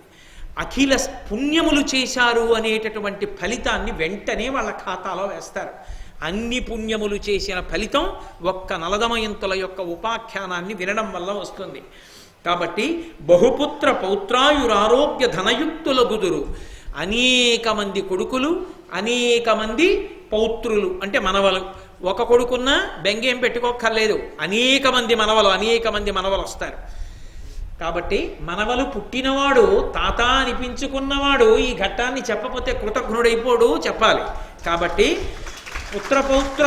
పౌత్రాదులను పొందుతారు, ఆరోగ్య ధనయుక్తులగుదురు, ఆరోగ్యాన్ని ధనాన్ని పొందుతారు, ఎల్ల విషములకును దుష్ట విషయములకును దూరులగుదురు. విషం శరీరంలోకి ఎక్కవలసినటువంటి గండం ఏమైనా ఉంటే అది తొలగిపోతుంది. 2, ఏదైనా విషయవాసనలు లంపటములలో దుర్వ్యసనములకు వశపడిపోయి ఉన్నవారు ఈ ఆఖ్యానాన్ని వింటే దానికి దూరం అవుతారు. ధర్మాత్ములగుదురు, వాళ్ళు ధర్మం పట్ల అనురక్తిని పొందుతారు. ఉర్వికడు ప్రసిద్ధమిదియు, ఈ మాటలో ఏమీ సందేహం లేదు, ఇది పరమ సత్యం. ప్రతిరోజు ఒక్కసారి కర్కోటకుణ్ణి దమయంతిని పుణ్యమూర్తి అయినటువంటి నలుణ్ణి సచ్చరిత్రుడు రుజుచరిత్రుడైనటువంటి ఋతుపర్ణుణ్ణి ఒక్కసారి జ్ఞాపకం తెచ్చుకుని కీర్తించినటువంటి వాళ్ళు ఎవరుంటారో వాళ్ళకి కలిభయము సంప్రాప్తించదు. అంత గొప్ప ఉపాఖ్యానం ఈ ఆఖ్యానమని నన్నయ భట్టారకుడు ఈ ఆరణ్య పర్వంలో ఈ ప్రత్యేకంగా ఈ ఉపాఖ్యానానికి ఫలశ్రుతిని ఇచ్చారు. అంత గొప్ప ఘట్టాన్ని కృష్ణ పరమాత్మ యొక్క అనుగ్రహం చేత మనం చెప్పుకోగలిగాం. రేపు అత్యద్భుతమైనటువంటి ఘట్టం. ఆ మహానుభావుడు అసలు తీర్థయాత్ర అంటే ఏమిటో, తీర్థయాత్ర ఎందుకు చెయ్యాలో, తీర్థయాత్రకంత శక్తి ఎందుకు వచ్చిందో, అగస్త్య మహర్షి యొక్క చరిత్ర ఏమిటో, ఇటువంటి పరమపావనమైనటువంటి ఘట్టములన్నీ రేపటి రోజున నడుస్తాయి. కాబట్టి రేపటి రోజున మళ్ళీ 6:30 కలుసుకొని కృష్ణ పరమాత్మ పలికించినంత మేర పలుకుతాను. మంగళాశాసన ఒక్క మాట నేను మంగళం చెప్పే ముందు జ్ఞాపకం పెట్టుకోండి. ఇక్కడ ఉన్న వాళ్ళలో ప్రసాద్ బాబు గారు, సంటిబాబు గారు, కామరాజు గారు, నాయుడు గారు, విజయ్ కుమార్ గారు, రమణారెడ్డి గారు, ఈ 6 నాకు జ్ఞాపకం ఉంది. ఈ 6 ఒక్కసారి నేను లోపలికి వెళ్ళిన తర్వాత నన్ను వచ్చి కలవండి. మంగళాశాసనపరై మదాచార్య పురోగమై సర్వైశ్చ పూర్వైరాచార్యై సత్కృతాయాస్తు మంగళం. మంగళం కోసలేంద్రాయ మహనీయ గుణాత్మనే చక్రవర్తి తనూజాయ సర్వభౌమాయ మంగళం. ఉమాకాంతాయ కాంతాయ కామితార్థప్రదాయినే శ్రీగిరీశాయ దేవాయ మలినాథాయ మంగళం. సర్వం శ్రీ ఉమామహేశ్వర పరబ్రహ్మార్పణమస్తు. స్వస్తి.